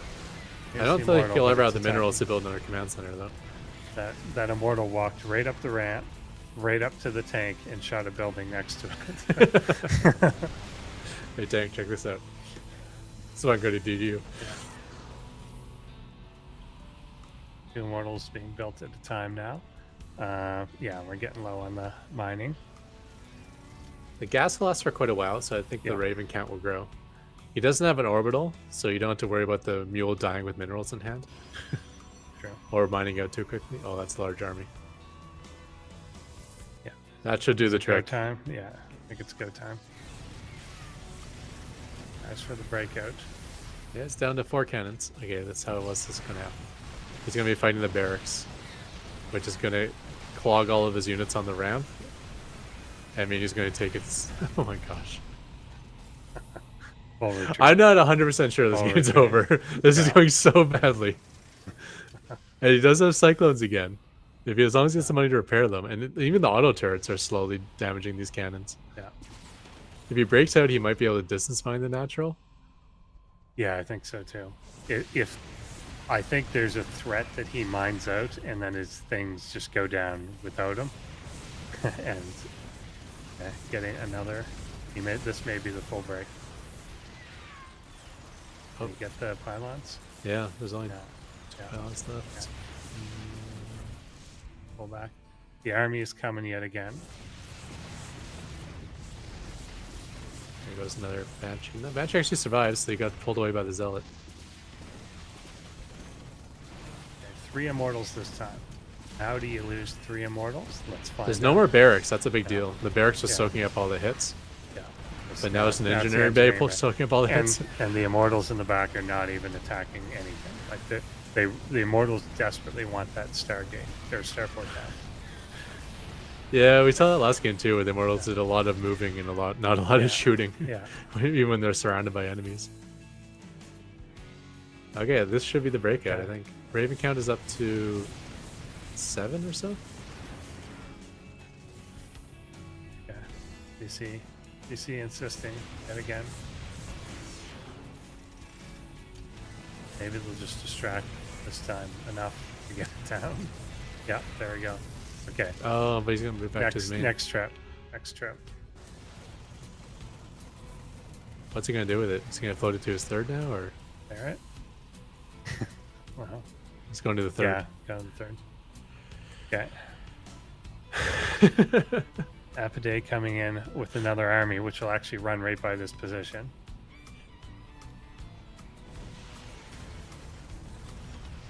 Ignore it. Just retreat. Taking this base could be a bad thing for Bomb Yeah. Shaker, because if it brings the siege tanks out of their ultimate position, maybe they'll die off. There's actually 4 Void yeah. Rays as well. Void Rays, 2 Colossus being built, a fleet beacon. These units. Random cannons all over the place. Yeah. They're amassing here, apparently. Okay, third base now for Bomb Shaker coming down. So he did find the minerals. I was a little bit worried he was going to mine out of minerals and never be Yeah. able to expand again. Yeah. 3 base.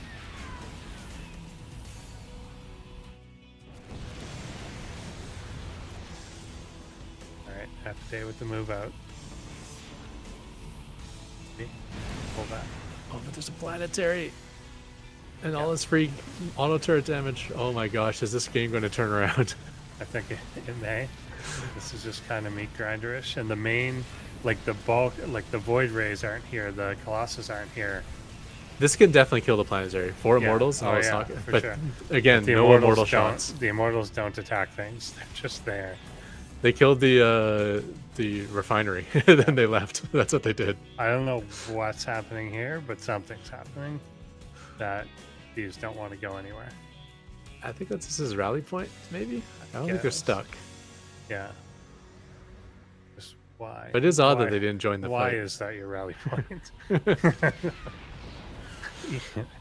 I want my army to assemble at the top of this cliff for no reason. Carrier is being built. Sometimes you kind of just pick like a center point between all your bases, and Yeah. whatever that happens to be is That's your what rally. it is. Yeah. Just some math That may be calculation. it. Yeah, that seems in the middle of the triangle. I don't think he's like, I want to be right on this cliff edge. That's like the ideal position. Yeah, but that's weird because like everything was gathered there, and then when he moved out, it all left except for the Yeah. Colossus. They're like, no, we're gonna stay. There's your carrier.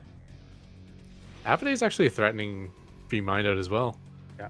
He's been on these 3 bases for a long time. We've forgotten like how much resources he's lost. Yeah. So Bomb Shaker has a much like if they never expand again, Bomb Shaker has so much more potential income. Like, what's that auto turret for? Yeah, he did that last time too. He just kept throwing things down sometimes. Was there something there? I think they shot something. I think the lower was. I don't know what that was. But... Observer. Oh, observer. Okay. Yeah. Observer telling us about the observer. That's Very meta. his specialty.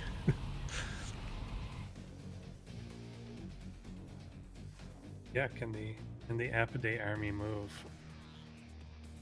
Oh. Yeah. Nothing. Not building. Bomb Shaker anything is else quietly either. getting up to a solid Raven count. Yeah.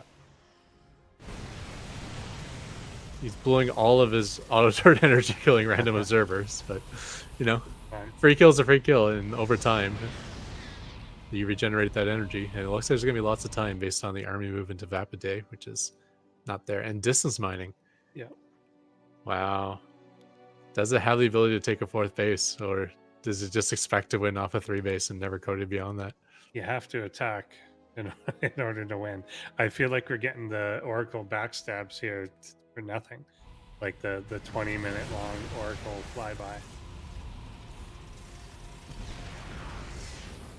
He's adding more cannons just in case. There is a lot of cannons. Gotta make sure. Yeah, I don't know what the like. I don't know if Abiday is broken. What the plan is? Bomb Shaker is now expanding to a 4th. Yep. And we've seen that Bomb Shaker will take just every base. So, yeah, there just is a clock on this. Yeah, from 3-base on 1 to 3-base on 4 now. Yeah. And especially once Bomb Shaker maxes out, he's just going to be floating so many resources, he'll take every base on the map. So maybe when Bomb Shaker attacks, it'll snap Apiday out of this. Yeah. Because obviously you can't just, turtle Here. for the draw or whatever's happening here. Colossus are moving. That's something. Coming in here now.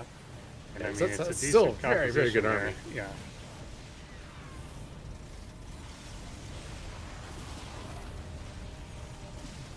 But nothing's attacking. He's just going to pull back again. Again, Yeah. the Immortals run forward, run back, attack not at all. Auto turrets going down, killing off the stalkers.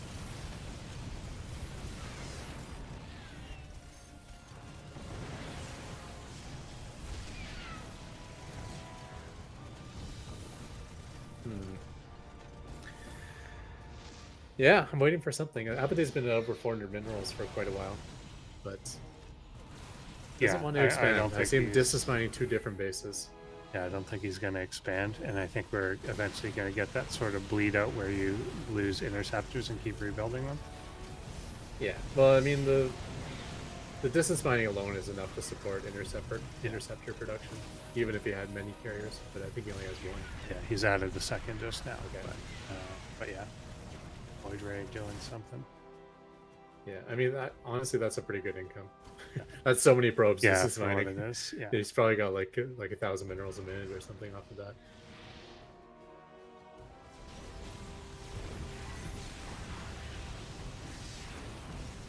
Yeah, I think he just needs to move forward. Like that's really it. Yeah, you kind of like drain the auto turn energy here and then just keep moving forward, take Yeah. out a planetary. He has that ability. Still no hull damage on the carriers, so that's one nice thing. But yeah, I think it's just this game's just going to keep getting better and better for Bomb Shaker though. Yeah. The way the Makes sense, economies yeah. are looking, the way the Raven count is growing.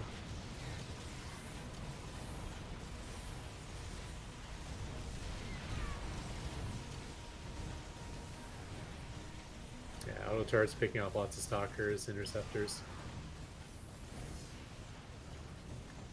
So Apathy's actually going to run out of gas first. Now he's potentially going to lose one of these carriers here to the Cyclone. Yeah, pretty close. That's A lot of hull damage on both of them, yeah, actually. both of them pretty damaged. And low on the interceptor. Yeah, actually 0 interceptors on that one. On that one. Well, that was going to go down. Okay. Well, it Yeah. doesn't look like we're going to get the ace match. I I jinxed think it. now by 1, Bomb Shaker for the first time has the army lead. Yeah, let's see if I can jinx it again. So, Yeah. Bomb Shaker wins 2-0. And, he does have to go through all these cannons, though. This Yeah. could take a while. Eventually. We'll reach the 1 hour limit. Yeah, eventually May. Happy Day down to 0 gas with 0 gas income. So there's no replacing anything that he loses at this point other than pure minerals. Large Viking count, too. So, interceptors, carriers, Colossus are all at threat of dying to that. So it's not just slow auto turret damage. Especially as the auto turrets are picking off the stalkers, it's just going to get better and better for the Vikings.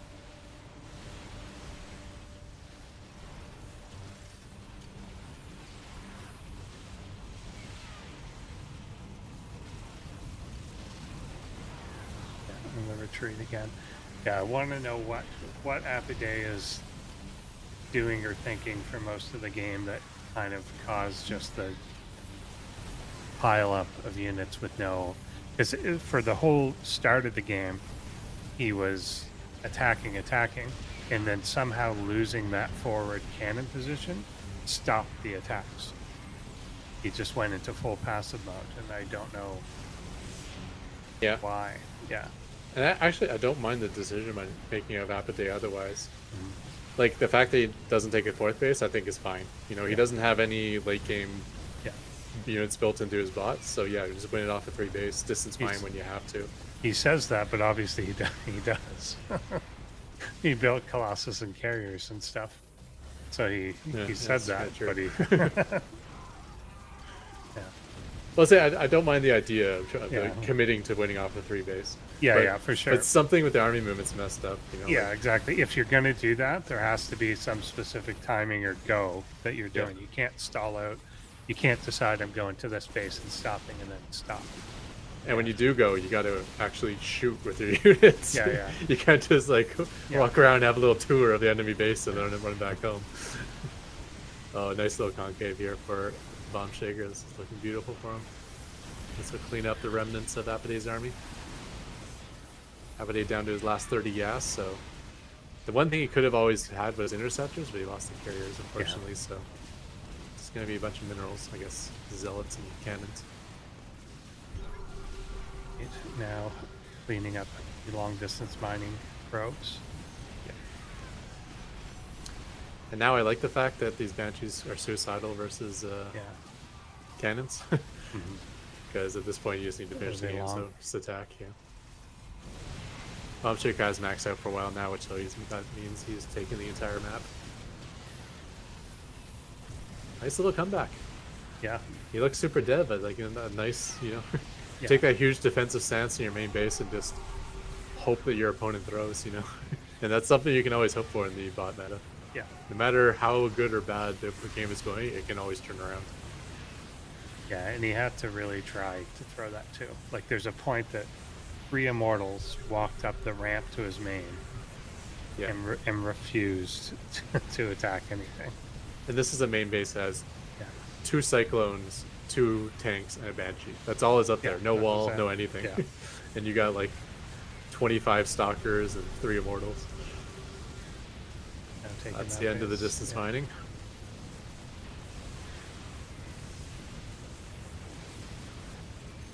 Cannon's going down quite quickly. And there you have it. Yeah, I thought Bomb Shaker would be looking good. He looks... Do you know what I like about Bomb Shaker is he looks weird. You know? Yeah. He's not going to Yeah. play like other Terrans, which, weirdness always gives you a chance of beating bots that are much better.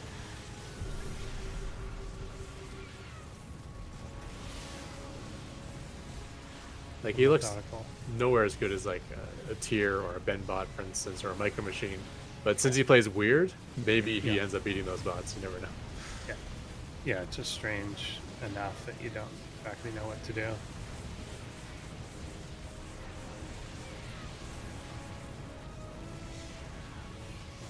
Especially against maybe Ben bot, because he did say he coded in interference matrix, so Yeah, maybe the that could be PCs will get helpful. completely nullified. Let's see what bracket he's in. He'll be facing. Also, he has to make it out of the group stage, which is very, very difficult because there's probably 2 very strong bots in that group Yeah. still. Rest of the buildings. Bomb Shaker takes the 2-0, the unlikely 2-0. Very rarely do you open with 4 dead command centers, just static defense, and then make the comeback. But that is what has occurred. If Appy Day was a person, I would accuse him of match fixing because of what we just saw. That like the single immortal that came in got about 4 shots on that starport for no reason when there's a tank in range. That one tank kill probably would have won. I have to ask you, do you think Marine King Prime did that match fix way back in the day? Maybe, probably. There's like Probably. a match where like you're supposed to not see a proxy hatch in his base, Yeah, but the creep ended up in his vision. So there's like Yeah. creep in his vision for like 5 minutes and he never reacted to it. yeah. It's like, what's going on here? I did kind of I remember that at the time, and yeah, It looked like a well, botch setup to me. Yeah, He never got in trouble for it though. yeah. I think there was a lot of that going on in the early days in particular. Yeah, but there we go. I remember one tournament that was happening in China, and it was on a betting site, and the schedule had changed, but the betting site didn't know the schedule had changed, so it was still letting you bet on matches that had happened. Oh yeah, that happened with in Ontario with Proline as well. Yeah. There were some soccer matches that no one followed soccer in Yeah. Canada, but they were like the schedule was wrong and no one knew it, so Yeah. you're able to bet on matches that already happened. Yeah. Some people made a lot of money off that. That's fun. I noticed I visited Ireland once, and they've got Paddy Power as their main like bookie place, and they were letting. I don't know a lot about like League of Legends, but I know enough to know this. You could bet on a game until the game started. So in other words, the draft was done. Mm. So you could see both teams completely draft and then still place a bet before it actually started. And yeah, that That's a was big deal, I kind of think. crazy. Yeah. So we are jumping to a break. We'll be back with match number 3 and 4. And yeah, see if we get another ace match. Yeah, see you guys in 5. All right. Welcome back, everybody. We're here for the second half of our show. Thanks for being with us. A little bit of technical difficulties, but with ProBots, what can we say?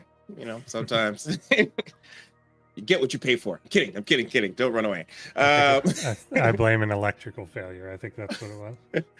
I blame the scrap pile. I think that because the bots died, they are trying to get the revenge on you, and that's their way of coming at you.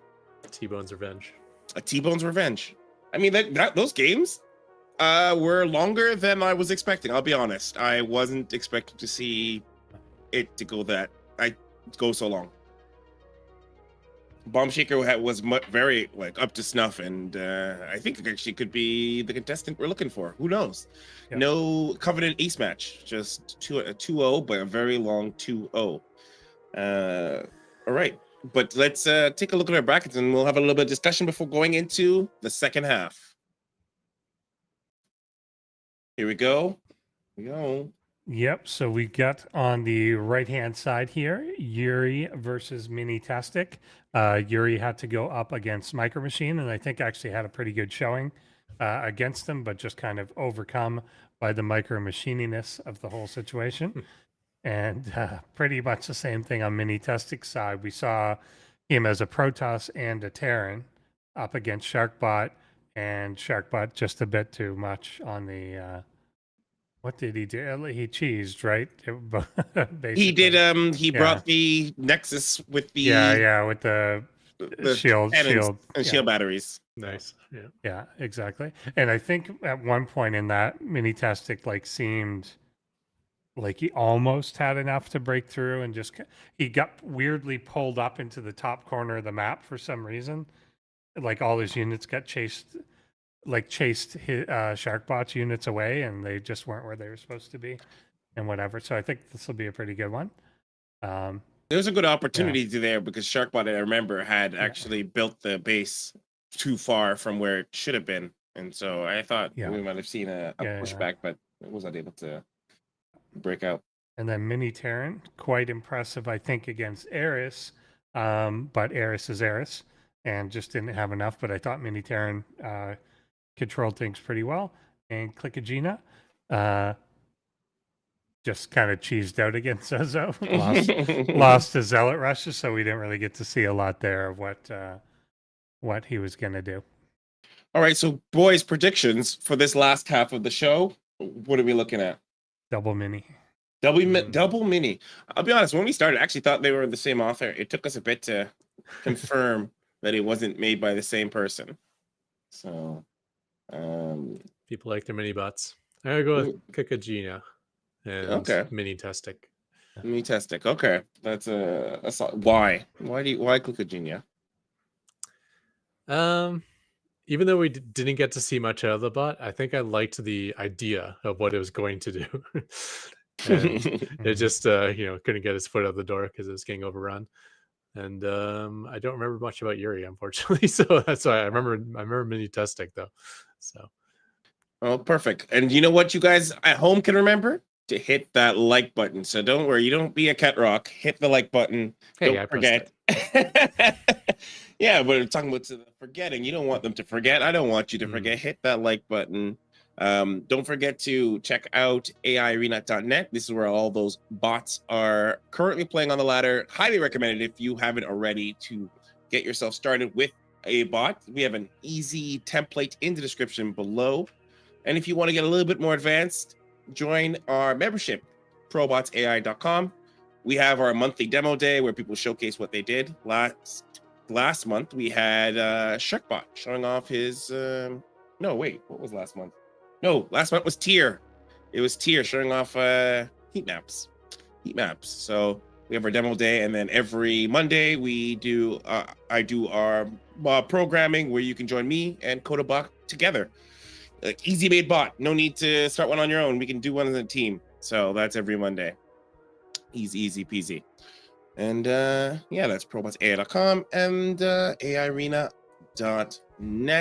And also, don't forget, end of the year, we're doing a finals, December 14th and 15th, live. Keep those days clear, ready here in Toronto. All right. With that, I think I'll leave it to you guys to take us to the next part. All right. Well, let's take a peek at those head-to-head. We got, once again, two bots with their first appearance here. One is a Protoss in C++. Other is a Protoss, but not really, in Python. Not even its race is hard-coded, let alone its behavior. Yeah. Yeah. So it is the secret random bot that, may be my mistake. I actually kind of wonder if when we go through the updates, if he's going to fix that part. Yeah. I wonder if it's even true random or whether it's just choosing Terran and Protoss. Yeah, it's possible too. Yeah. Yeah, so Yuri faced, was it Micro Machine? Yuri faced Micro Machine, yeah. Which is, again, a tough start. Yeah, and I don't did reasonably okay, I think, and I think he went on the offense, if I recall, and kind of put Micro Machine a little bit back on the back foot, but then it kind of broke through. Yeah, I gotta tell you, I don't have a memory of this. Of that one? That was, I think that was This will be a nice fresh series for me. Yeah. But excited to see two new bots. I mean, these are two names that I never even knew existed until this ProBots tournament started. So pretty cool to see them in the top 16. And they don't have portraits either. I think we should just AI generate some portraits for them. Yeah. Like if we just put in their name and say Protoss bot name this, and then see what it comes up with. I agree. Yeah, I think it'd be good. No map vetoes, nothing like that. Per season, your trophies. Yeah, so these are what the maps are going to be: Oceanborn, Site Delta, and if we get to it, hard lead. Or I assume it's hard lead, not hard lead. But I've been saying hard lead. Yeah, that's what I figure it is. Hard lead would imply some sort of rock climbing. I assume lead makes more sense, but once again, there's a contradiction that lead's not particularly hard, but that's maybe why it's noteworthy. Or else you just say normal lead. So it's some sort of harder enriched lead. And yeah, Oceanborn, nice one. Have we seen that yet tonight? I don't think. I don't think so. Yeah, it's a very common map. We haven't seen it. Yeah, the natural base is kind of far away from the main base ramp, which means you can kind of bypass it, which is interesting. Yeah, and Site Delta, the only map that has the ramp leading into the natural, smaller map, I think, as well. Mm-hmm. But, okay. Yeah. Okay, sort of thing. So yeah, it's, again, signed up as if this may be a PvP. We'll see if Mini Testic has a Z in the repertoire, or if it's a random select between P and T, or if it's like a weighted select where it's mostly P but something goes wrong or whatever. But let's find out. We'll hop into map number 1.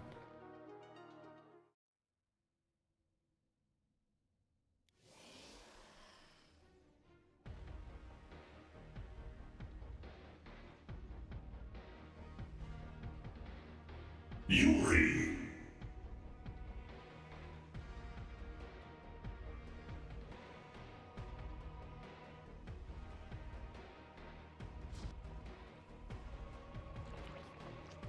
Mini-tastic.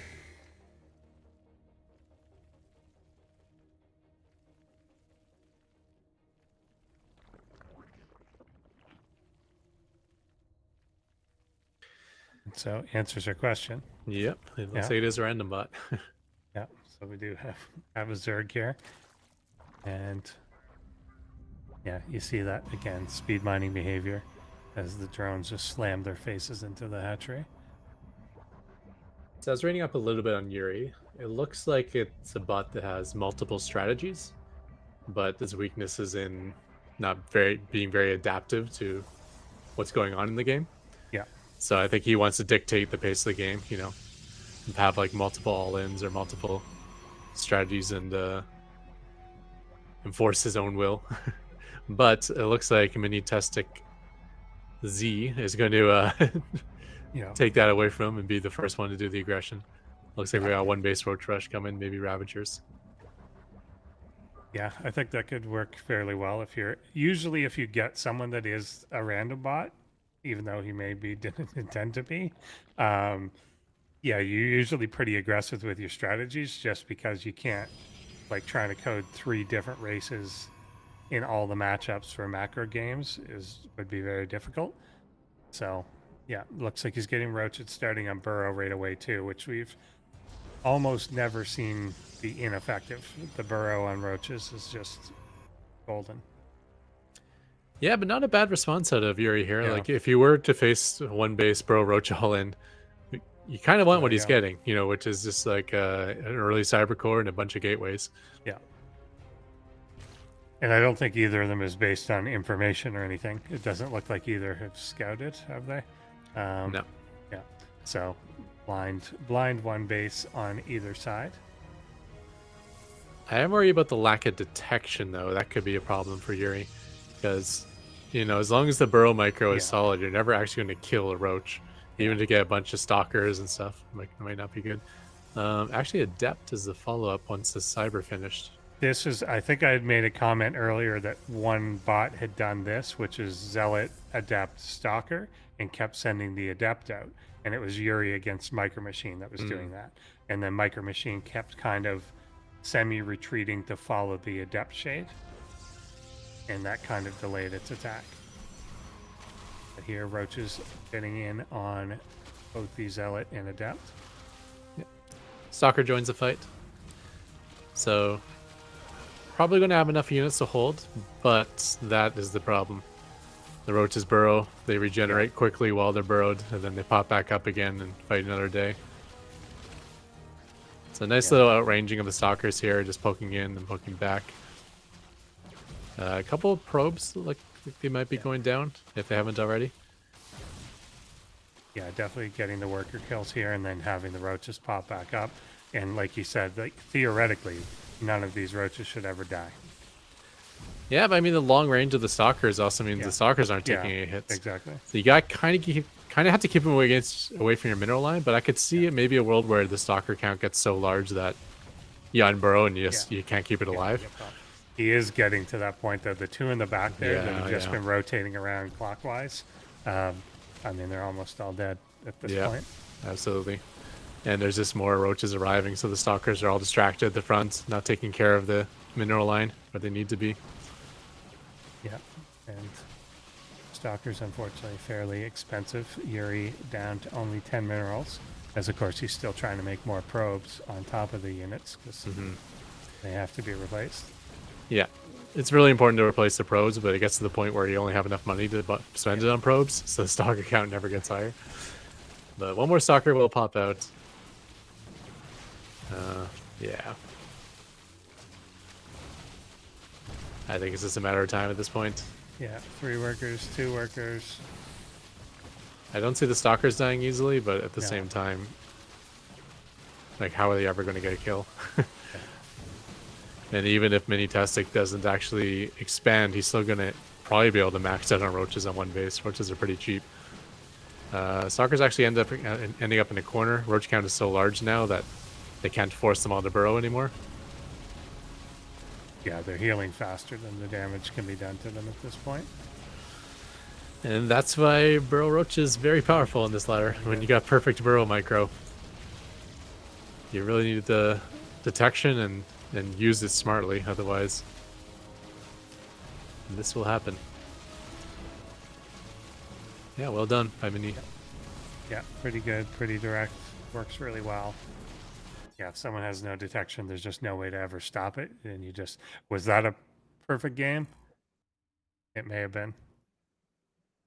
I don't know if you I'm ever gonna guess lost it one. is. Yeah. Yeah, I don't see any way that anyone would have died. Unless one died before the burrow, but I don't think so. No. Maybe the first Overlord, but I don't see an Overlord there, so no. So there you go, short and sweet. But because it's random, we're not necessarily getting a repeat of that. We're going to get just whatever. Yeah. So who knows? We'll be jumping onto Site Delta, and yeah, it's hard to speculate because we don't know what Mini Testic is going to end up as. And yeah, Yuri just kind of never got a chance to get going there. Just kind of a build order loss. Yeah. I mean, you got to throw down the Robo, I guess, as soon as you see the Burrow. But that's a sort of reactive play that Yuri is lacking. He really wanted to put on probably 4-gate pressure and just win the game off of that, but he was forced into a defensive stance and didn't have the detection. Happens to the best of us, kind of. But yeah, I think Zerg is maybe one of the easier bots to get to a high level, but then their late game is so difficult to code that it's hard to get to like the highest level. But like things like creep spread, queen injections, burrow roach play, not too difficult to code, and all three of them are like extremely powerful with bots and with perfect micro. So yeah, it's maybe a good starter bot. Also, you don't have to worry about like where you place all your structures. Anything terrain related is difficult, so it's well, I guess some of the frameworks deal with it, but it's hard to figure out where to place structures, especially for Terran that need to put like 15 barracks in their main base. It's like, where do I fit all these things? For sure. Yep, there we go. So getting into game number 2 here. Let's see what race Mini is.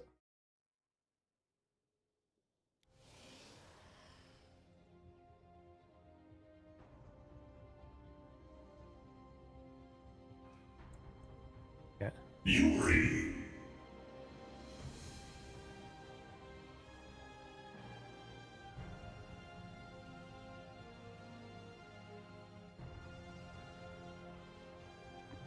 Mini-tastic.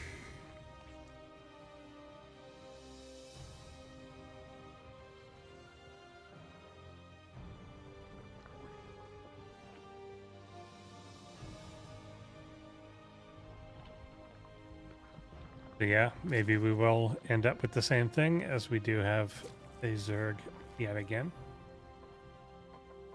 Yeah, cutting some drones there to get those initial structures down really quickly. Notice he's floating through larva pretty early on. But I get the sense from Yuri's description that he has multiple builds as well, so he might try something different. Yeah, that would be ideal. Same thing probably won't work. There's a Roach Warren immediately. Yeah, so I guess we underestimate how quickly this attack comes as well.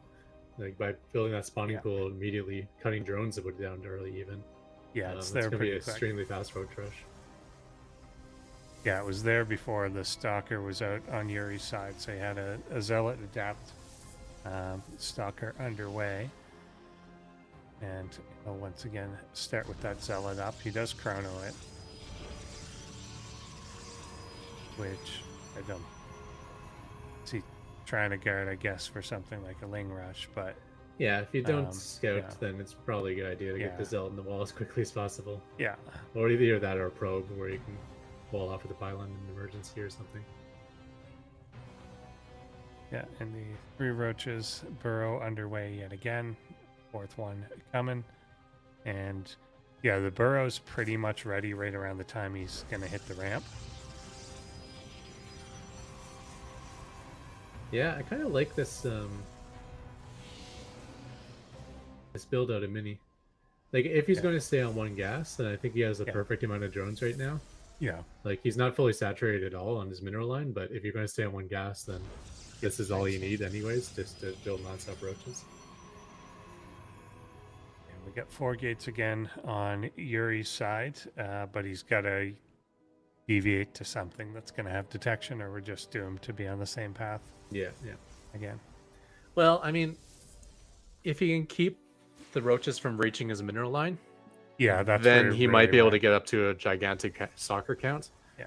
Last time the roaches pretty quickly got in there and wiped out his probes. Yeah.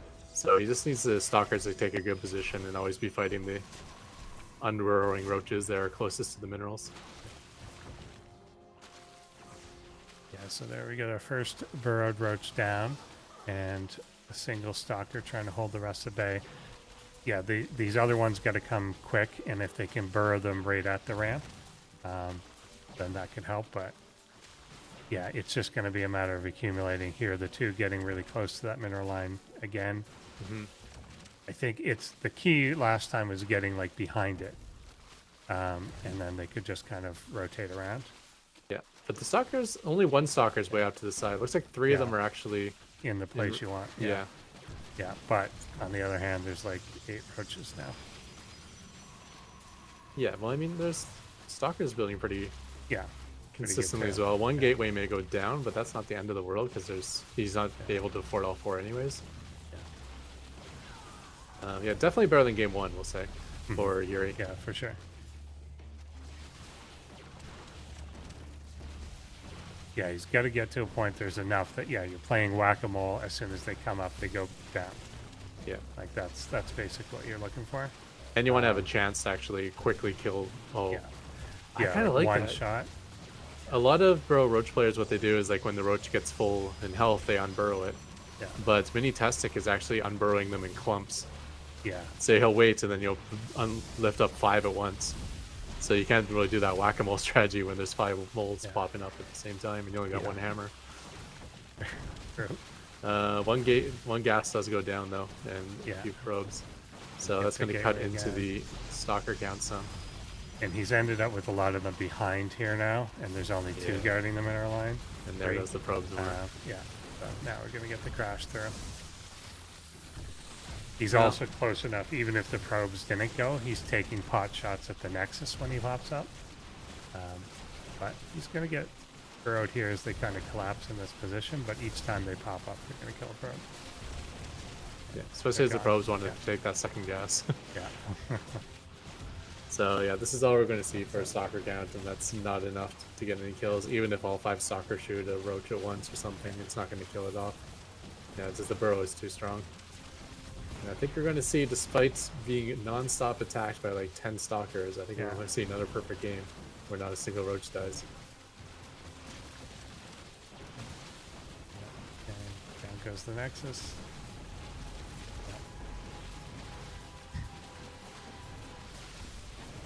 Yeah, pretty well executed. Just kind of runs into something that Yuri can't deal with. Yeah, no detection to finish anything off. Very nice. Yeah. Yeah. Classic view though of like how strong burrow can be. That was it's not often you see that many stalkers fighting and not getting a single kill, so that was pretty cool. Yeah, they had a better start this time. Like you said, they were positioned well to try and keep them out of the mineral line. But then they eventually had to move to the side, and they just got in anyway. And it looks like from the behavior of the roaches, it's clear that that's their directive. Because they could have got distracted by all these buildings and whatever. It's clear they were going for that mineral line the whole time. Yeah, either they're chasing the stalkers that were retreating to the mineral line, or their goal is to get to the mineral line. And I think it was the latter. Yeah, which is smart. They weren't like sitting at the front shooting at like the first gateway they saw or something. Fair. So there we go. Yuri, unfortunately, to the scrap pile. I think is definitely a lot of potential there, and it never really got a good start on either opponent that it faced in this tournament. So I think we'll see probably Yuri again in the future. And again, even with Mini Testic, had he got a different race, maybe would have seen something. But unfortunate there, and Mini Testic is going to at least go on to the consolation match for a second chance to get out of the group. Mhm. And on to any thoughts before we move on? That was a good showing. I mean, Yeah. Yuri has some Yeah. clear Good, deficiencies, yeah, which which sucks. But it also means like once you fix those, your bot just goes up leaps and bounds, like Yeah. even higher. So like once you get to a certain level, it's like all your improvements are like very small and incremental. yeah. So Yuri has the potential to like For a jump, fix up yeah. this mining issue, and then all of a sudden you're producing some way more stalkers, and Yeah. all these like little things can make huge bumps to your bot. So yeah, in future seasons, I could see him coming back and putting on a good showing. Indeed. So on to match number 4, our final of the night of the loser matchups. We're going to have Mini Terran versus Glycogena on, well, maybe hard lead. So yeah, Mini Terran impressed me. I think against Eris, it like seemed like it was a pretty big like army. It's the one that kind of like really moved the army out, attacked like bases pretty head on, Yeah, it's and true. just kind of ran into Eris, which is just really strong. But it like seemed like it was very goal oriented. I think one thing with a lot of bots is they build up, they attack, whatever, but they don't have like objectives in mind when they're attacking. And that one, it felt like it was, I'm going to move out and kill the fourth. And it didn't, but that's only because it was playing Eris. But like it was even in those fights doing pretty well. And it wasn't till it got to the point of getting hit by infestor fungals and stuff like that that it really kind of fell. But it looked like it was going with a mission in mind. And a lot of them don't do that. They just kind of wander across the map. So I think this will be decent. Yeah, I remember Mini Terran now. It did seem like a well-rounded bot, so I agree. It probably is the favorite. I thought Glycogena looked good in last week as well, but I think unfortunately in this group it might be facing the best bots of this lower bracket. So Click, it's gonna have his work cut of her. Yeah. So it makes Roaches against Zerg and random, makes Lings against Protoss, and make Lings and Hydras against Terran. Which seems reasonable. It was when Eris had got enough Hydras that I think it was holding off Mini Terran pretty well. But even then, it was just kind of stalemating, and it wasn't till it teched up past that it was making a lot of progress. But yeah, so fairly straightforward in a DVT matchup there. But I think it'll be down to what's Glycogena's economy. Like, is it able to just take a lot and so on? So weak against Cannon Rush, not relevant, but Banshees, I forget if Mini Terran went Banshee. I don't think though. I'm not sure. I'm not even sure if it makes planetaries either. I don't know either. So, Ares framework. Oh, okay. That's the new framework that Eris is kind of premised off of. Yeah. And right. You can check out this bot's code. There's the GitHub. If you want to check it out. So I think that's cool. Yep. When people I just tried to copy that text off of the video stream. Oh, yeah. It's like, wait, that doesn't work. Maybe someday. Yeah. I think this will be a good one. We're gonna start on hard lead, then into golden aura and equilibrium if we get there. And you can see the molten lead pits in some places. Are you sure it's not molten lead? It might be molten lead. The green. Yeah. Who knows? All right. So I think we are ready for game number 1. Yeah, let's do this. On the hard lead.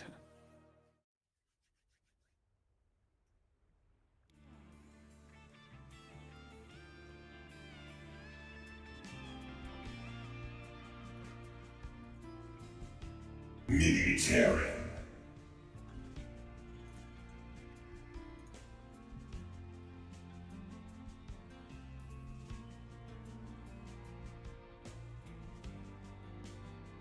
Gajina.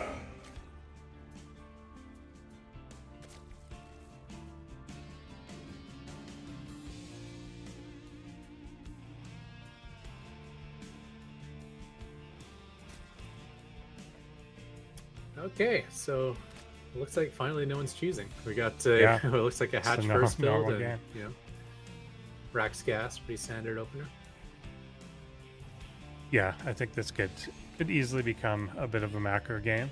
Yeah, I don't think Mini Terran was attacking like super early. It was more a build up and went out with like a pretty sizable like tank force when he did move. Yeah, it's coming back to me a little bit now. Like, I think he had one push where he had some potential against Eris, but something drastically went wrong, and I can't remember what it was, but there was potential. So that sort of push will probably do very well against Gajina, who I is think not it Eris. was, yeah, if I'm remembering right, in the first map against Eris, he went to do a push out, and Eris just did a really good Ling run by. Oh, he got distracted by Lings, Yeah. so he missed And- his timing. I yeah. remember now, yeah. Yeah. And that's Eris's strength, is like it looks like on paper that it's losing a lot of the time, but it has a way to stall for a minute, and then Yep. suddenly there's a whole bunch of Hydras and stuff.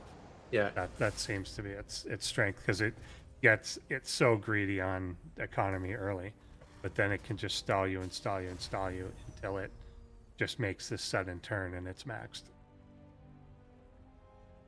yeah, it always looks like you can kill Eris, but Yeah. you usually Can't. can't. Yeah, it's a little too long. So going up for speed here on the pool. Reaper comes in, poking at the queen.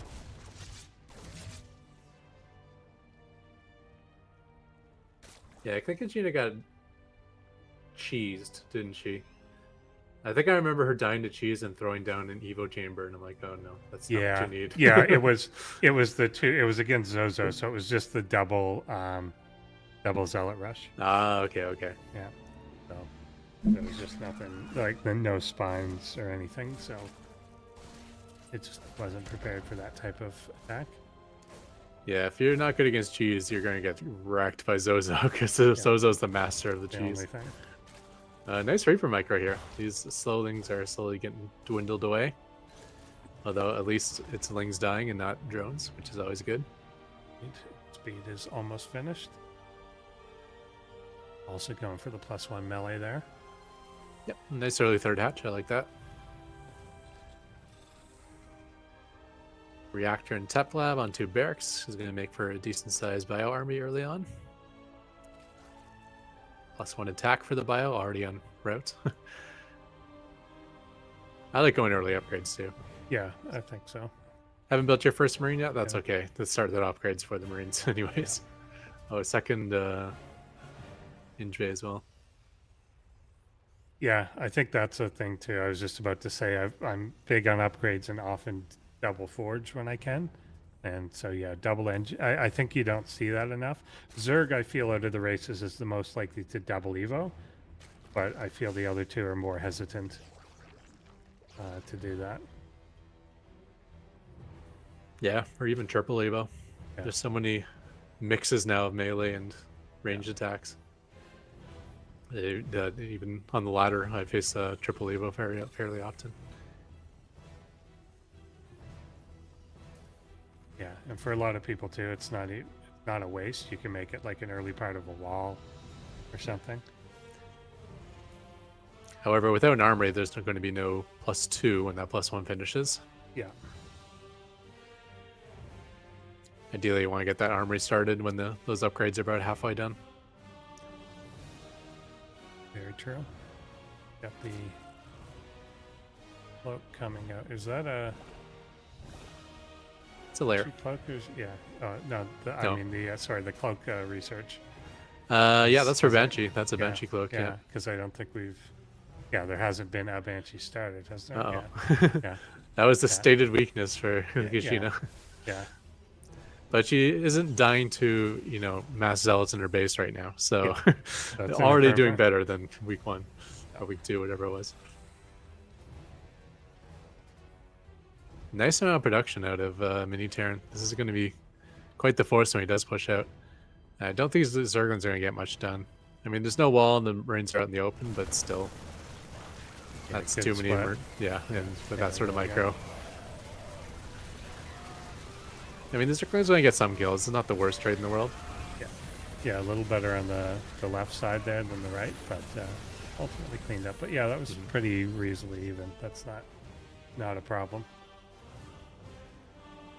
And if it blunts the Marine force that would be in front of a bunch of tanks, then that may end up being better. And a second flood coming in. Yeah, and this will do quite well. This These is pretty good. Marines are not grouped up Not- enough to be they're not moving out like healthy. this. Yeah. Not healthy. They don't have stem. Yeah. They're So Banshee's out. They'll slowly take care of this, but that's it for all these Zerglings. taking the high ground, but if you can get into the mineral line deeper here, it won't be in range. Yeah, that's Yeah, siege and even if it's in really range, this is going to be blowing up a lot of Yeah, SCVs. your own guys. Yeah. That's a surprisingly few SCVs that die. Look how many are in the red yeah, and not so dead. many. Yeah, one tank splash. Had he done it, would have taken all those out. It looks like he killed about 4 workers, but it did enough damage to kill like 9 of them. Yeah, 3. Yeah, Oh, crazy. 82 Zerglings down. Yikes. But Mini Terran keeps pushing out, and I think that's working well for this Ling Flood sort of style. Yeah, he's jumping on, anything that tries to get out of line. Yeah. Forces the cancel on that base. So now You get Click needs to on pull top of back. the tank. This is not great. Oh, Yeah, no It's that little splash damage from the siege Yeah. tank is always Yeah. nice.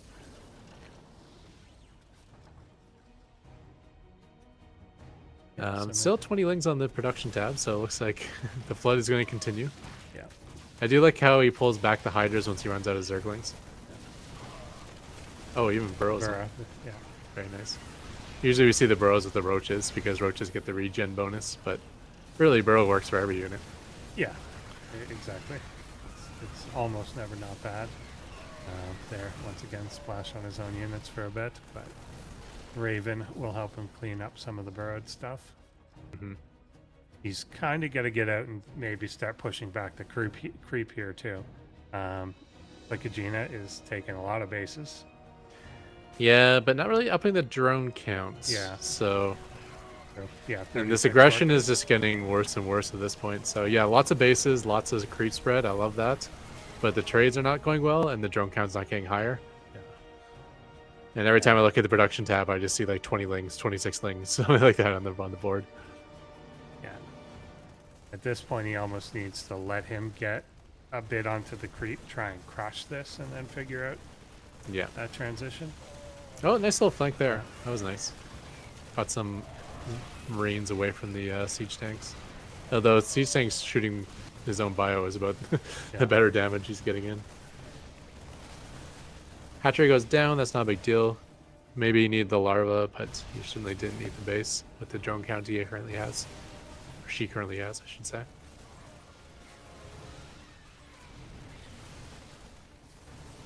Yeah, I think Click's just really looking to just overwhelm the army, but just Yeah. can't get those numbers anymore. Yeah, he's not accumulating. Like, I think she needs to take pool. Like, one thing that we often see is like the ongoing attack. You have to have a trigger to like repool, regroup, Yeah. and then say, okay, now I'm gonna go. And And then we see bots that go too far the other way and they just never attack. Yeah, Like yeah, 12 exactly. pool bot early in the session.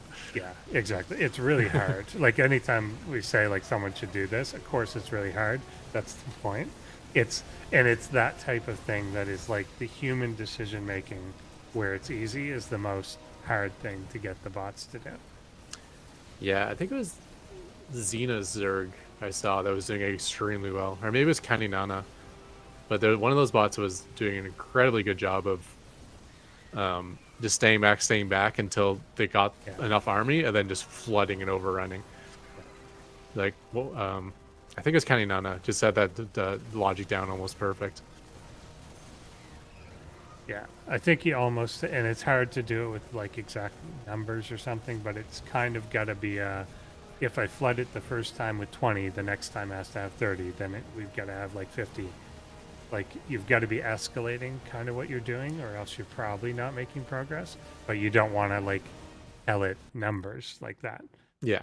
Like you Well, can't. it's got to be a calculation based off the Yeah. known enemy army size and what Yeah. you have, and it can't just be army size either. It's like, Yeah. are they air units? Composition, You know yeah. how expensive they are.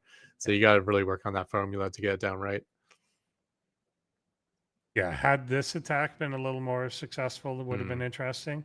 Like had he just finished those, then it evens the army supply or worker supply up. But then also Clicagina, she could have been building drones. Like Yeah. there could have been way more droning, and then that becomes more dangerous. Yeah, you build all those units because you want to overwhelm, and Yeah. I think that second attack, that's where Clicagina got that to what she wanted, and if she overwhelmed killed off all the Marines, got into the mineral line, and then this wasn't enough, and then she stuck with it with the flooding, and then it just got worse from there. Indeed. But I think again, slightly different map, slightly different shape, slightly different angle. You can end up with one of those attacks overwhelming a lot more. I also think some of it's like literally what's that first tank positioning. If the tank positions on a really good corner that hits a lot, then it's just so good that it stops it. Had those lanes again been in the mineral line 1 second longer, then potentially they kill 8 more things and stuff like that. So just angles and everything are really, really important when you come to this sort of thing. So it can easily flood and go the other way.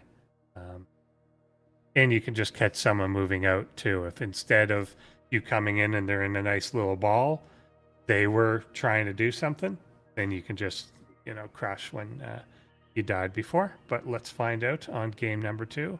Hopping in now.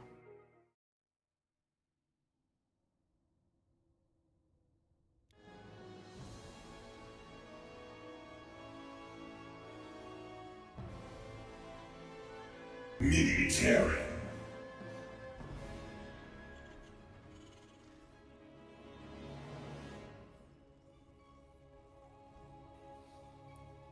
Yeah, one thing I noticed in the last game, like when Mini-Terran did push across the map, I think he just was like, I want to attack the natural base, for instance. Yeah. And that's where he targeted his units, and then the units would split and take different paths, because that's just kind of what happens on maps sometimes. And when that split happens, that's when he was able to get completely overrun. Yeah, for sure. So yeah, I think Mini-Terran obviously has a massive advantage if it goes like the previous game, but there's, with enough good luck, I think these fights can go Clicagina's way. And then flooding the Lings will all of a sudden become a benefit instead of a detriment. Like once you got that huge number advantage, you can just prevent Terran from ever building up an army again. Yeah, for sure. Things can just snowball. Mm-hmm. It's all about whether you put a rock in that first snowball. Yeah, exactly. That's the key. Just take them out. I've been hit by a couple of those snowballs in my life. It happens. You always know the kid who has the potential of doing that too. Yeah. The one who's just not quite raised right. Oh, for sure. I remember once me and my 2 cousins were just all playing, and my little brother was there, and he just got hammered by a bunch of snowballs. He went back in the house and then came back out with a knife, and he started just chasing us through the snow with a knife. Nice. It was excellent. So Reaper is popping out, and I think we're overall, again, gonna expect to see a similar sort of thing. The Reaper got some decent early Ling damage done last time, but again, not like drone kills, anything too crucial. This might be an earlier factory. Was it not? Yeah. Rax factory last time? Or maybe I remember it wrong. But, yeah, Reaper's getting I think you might be right, kills here. because there was only Marines out during that first attack. Yeah, okay. If Reaper picks off a tumor early, that's pretty... Yeah, Morning. will. Yep. Yeah. Oh, he's going to use But if he gets There's caught no jump too, up there, yeah. I don't think. Yeah. Okay. Yeah, I don't know if that was down here. If like it was a forward tumor, that's worse. But even in the main, it means it's got to be replaced. So Yeah. yeah, so that's good. Especially how crucial that is to get the creep onto your opponent's side of the map if you're going to be relying on lighting and catching them out of position. Yeah, so I think Clickagina is the one that uses the Ares framework, right? So that Yes. involves the original framework, which was like just basically just Queenbot. So there is this framework that Rasper built that was like basically just for everything Queen related, transfusing, spreading creep, and injecting. So we'll probably be seeing injecting creep spread as good as Eris in this match.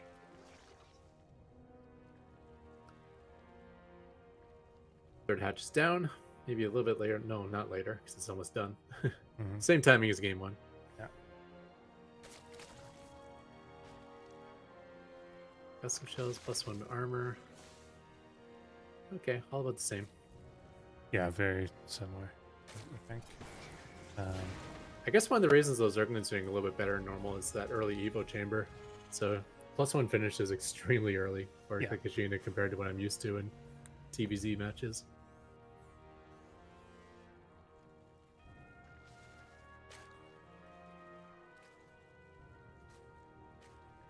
See what the timing is on the move out. Yeah. I mean, Mini Terran's is Yeah, basically 6. getting everything he needs. He can just all the upgrades. You know, he's got concussive shell, combat shield on the way. I believe Stim is already done. Yeah, this seems about similar. So yeah, now we get the 20, 22, 24 lings at a time. Those will start finishing up, and I imagine he's moving. Also starting +2 melee. Yeah. And yeah, if you can catch like these were able to spread really well last time. But now if they he might get kinda pushed in gets that corner. trapped. Yeah. And it's +1 Zerglings against no combat shield on the Marines. I just feel like this is going to go better. Yeah, I think it is. He's kind of getting pulled. Yeah. That's overwhelming. Yeah, this is going to be more a fight that he fun. wins. Yeah. Now what happens after the last Marine goes down? If you lose all these SCVs, he is. Yeah. So yeah, good call that some of these are staying top of the ramp, the rest of them are taking out these at the bottom, and yeah, that's quite different result. Yeah, so similar to Bomb Shaker, it is going to be difficult to break in and finish this game, but this is where it's okay to keep flooding Lings, because now you got this Terran out low economy, and they're just never really going to get a good army out. He's also not getting the repair here. If he doesn't get in on the far, he's in. Now, huge, weird wall. Yeah. It ends up being a wall. That siege tank is actually super safe. Yeah. Oh my gosh. That's quite good. And he has another command center, so he's able to move out and take another base again. But this, in a spot like this, I don't mind the fact that he's not going to be building drones. Yeah. If he just, every larva keeps going back into Zerglings, I feel like he can maintain this overwhelming army lead and just keep preventing that low ground. Now, that does mean, it's safer to take drones. Yeah. Because if it ever goes poorly for Clickagina, then all of a sudden the lead has been thrown. Or if you go drones, you always have the lead. But I just feel like you'll have enough to keep denying this low ground over and over again. Yeah. Yeah, and killing extra workers here, because of course they're transferring, they're balancing down. Yeah. Is big. However, there is combat shield now. There's this Banshee that can even cloak to deal with the Hydras. The Hydras are always about a minute late. I know. Like, you would think with non-stop Zergling production, they would arrive at least some Zerglings, but never. Okay, it actually went well for Mini Terran. Yeah. Yeah, that wasn't too bad. What is the worker count? 40 for the 18. That's good enough. That's about equal to Mini Terran's economy at the moment when you include mules. Yeah. These aren't firing. Yeah, they're. Yeah, they took a lot of hits. Some of the Zerglings made into the natural. What are they doing? Okay, they found more Marines. Uh-oh. It was looking good for Click, but I think this is starting to turn around again. Yeah, he's got to find a second gear or something here. Once again, if this whole army comes out, maybe gets caught, then there's a chance here, but it can't be little groups like this. It's got to be that, 30 lings again. and really, decisively dealing with this. Yeah, and like Run by in the back, even though the with a attacks pretty are big force. happening in different places, maybe Terran's armies in different places too. Okay, here he gets to wipe out the natural again. Now, if he gets all the way in here, but there's still just enough lingering stuff up here. Yeah, plus there's that weird wall where he has to go like way around to. Finds the SCVs though. SCVs have to transfer going that same direction. So. Yeah, he's taking them back down to 23 workers from the 30 something. Yeah, it's almost that weird wall. If he can get far enough in it, then it might start to work against him. In that you get in the mineral line and now they have to go chase you, and then they're walking around this whole thing to even get out. Yeah, it feels like it's gonna be too much. I mean, there's good tech lead for Mini Terran. Like his units are so much better than just Lings and Hydras. Now there is, see this a little bit if it comes into play, the burrow is done. There's random Lings burrowed in the main. Oh yeah, you're right. Not a lot, but if that could, that could become annoying during a move out. I don't know about burrowing Zerglings, right? They're not the best, but they exist. Yeah. And we're down to 16 workers now because he keeps pulling them out to come to the natural. Yeah, exactly. And they die every time. Yeah. Yeah, this constant flood is definitely working out. Yeah, I think I think this may be enough. He's got to like fully stabilize. And even now got Burrow Hydra in with the mix.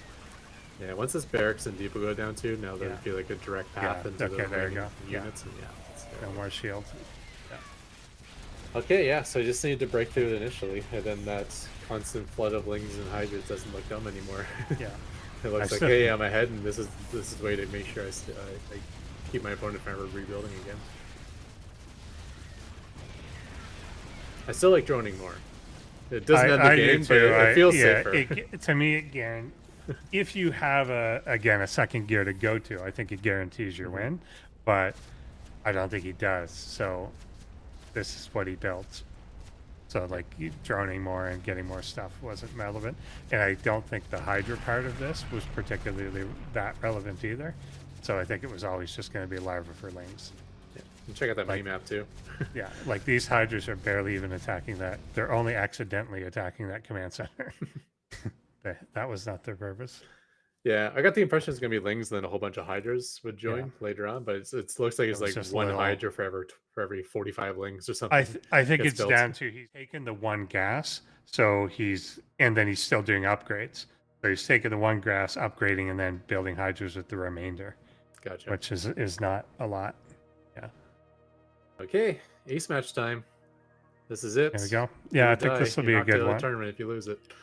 Yeah, indeed. So this one, equilibrium, both at the top, the rush distance a little shorter.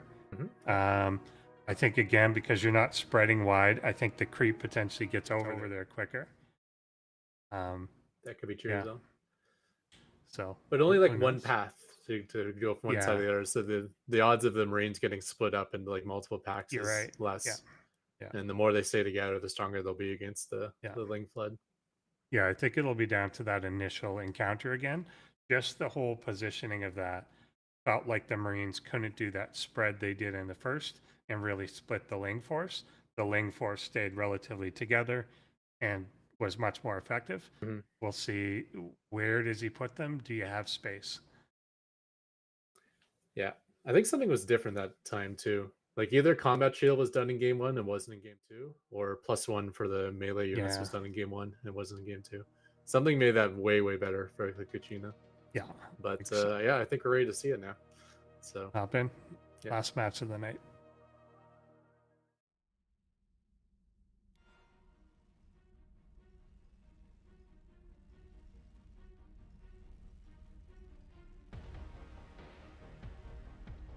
Mini Terran.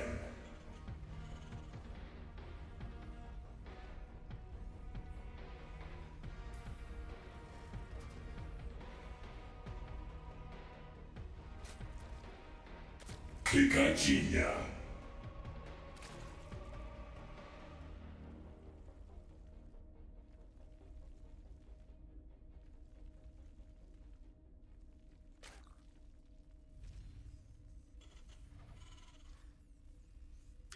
Okay.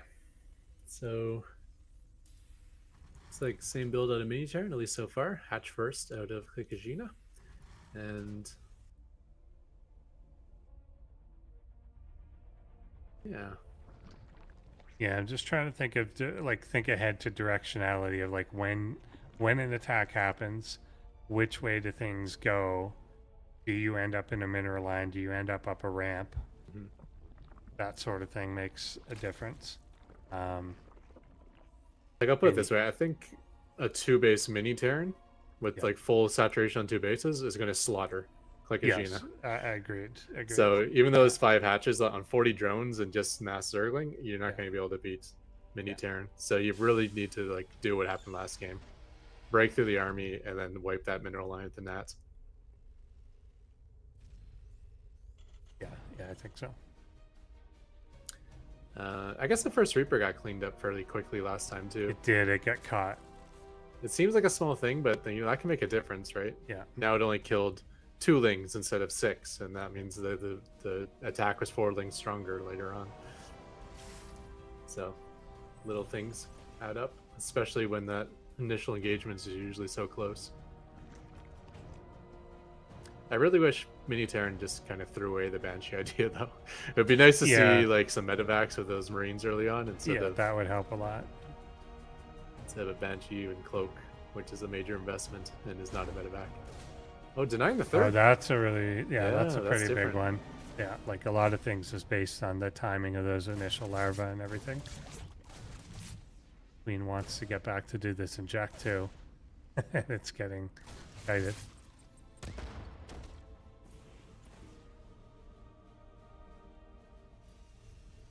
Yeah, and the drone has not moved back No, yet to try and take this, so that's could be quite disruptive. So that means Klikajina is not going to have the larva that it normally does. Here comes the drone again. Okay, that's not too bad if it built it now.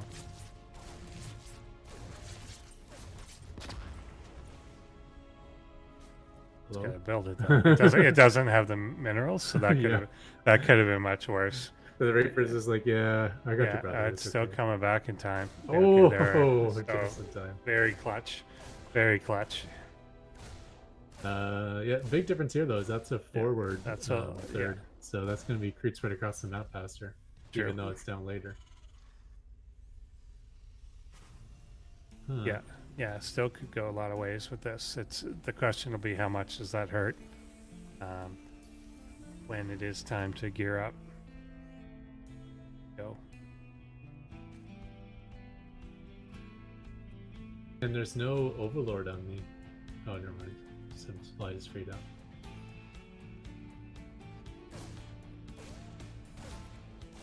I was thinking maybe Klikajina's made the build door was like hard coded, Broken where or it was something, relying on yeah. the supply of the hatchery that didn't exist. Yeah. Now it's stuck at 44 again. Okay, yeah, Overlord starting, Overlord but yeah. So weirdly here though, and maybe this will move, but Mini Terran's stuff is accumulating in the main, Interesting. so it is not in front of natural. It could be like stay in the base that's closest to the enemy, and just It's because of the yeah. positions on this map, the main I base think- is closer than the natural. Yeah, I think you're exactly right. So it was going to go up the ramp, does not, gets free pass into the mineral line here. Oh no! Army the, is not at all in place. and the wall is closed. Oh, it Yeah. did open the wall. Okay, so the Marines will come down. Come down, but now in a somewhat worse position. Oh, But, that's a lot of wings still. Yeah. Oh boy, but only half been pulled, but still enough. I thought that delayed third would actually Yeah. cut the link count by a lot, but not at all.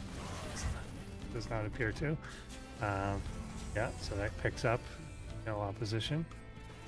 Okay, command center was saved. It's never turned into an orbital.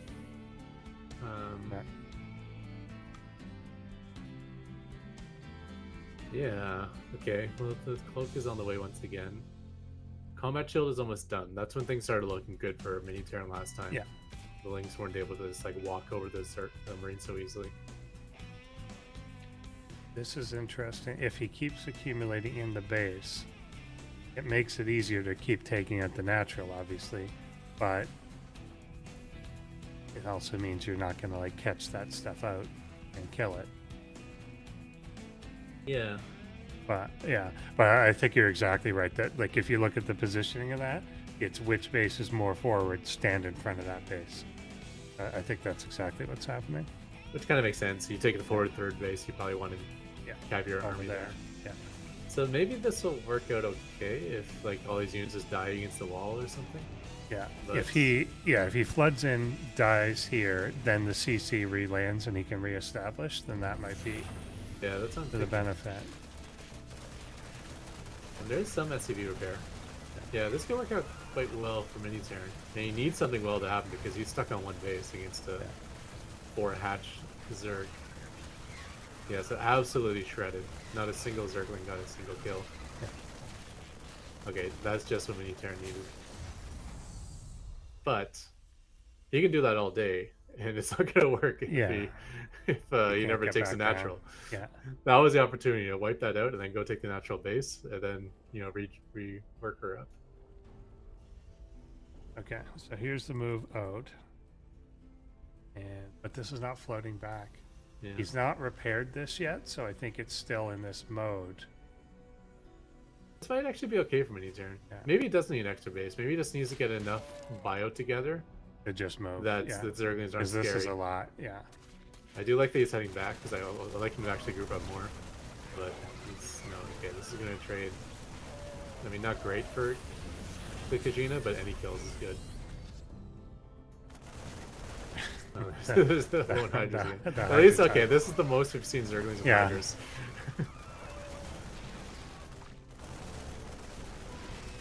Okay. Okay, so we got. He's not using stim, right? But that's okay because you don't have medevacs anyways. Yeah. So the combat shield's the big deal.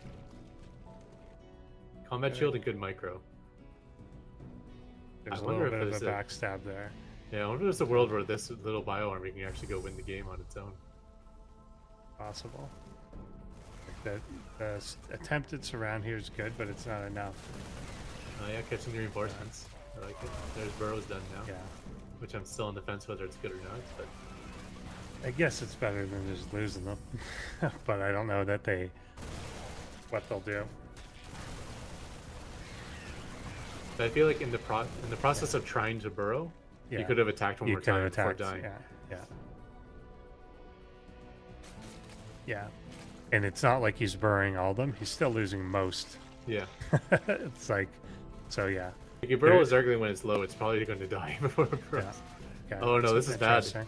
Mini Yeah, turn's that's not really fighting. bad. You gotta be shooting as you move back. Oh boy. Oh boy. Yeah, that's pretty. Okay, mini turn's chances are going down very quickly. Yeah, I think Yeah. something must be broken with Yeah, not with the retaking. expansion.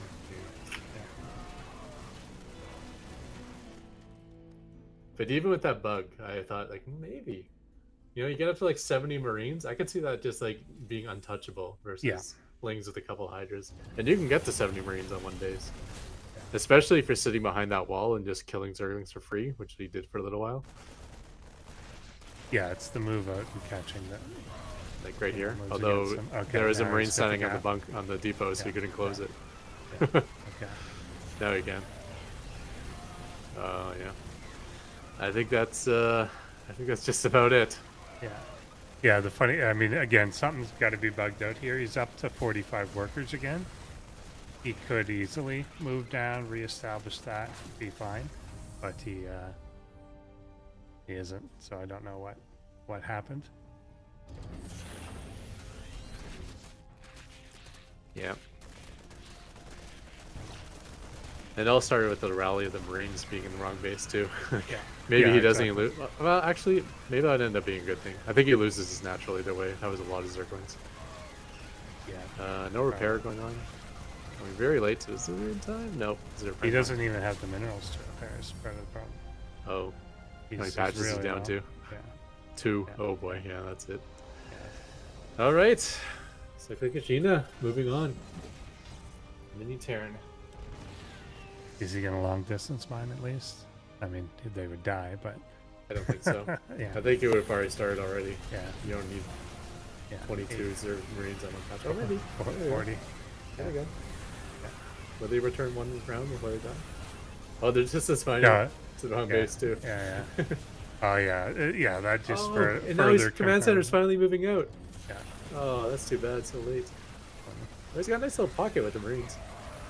I mean, here's the thing too. Oh, there Quickest is. unit, as long as Quickest unit is capable of transferring its workers to the new bases, even though it's not making more workers, as long as it transfers to the new bases. Yeah, he can never run it.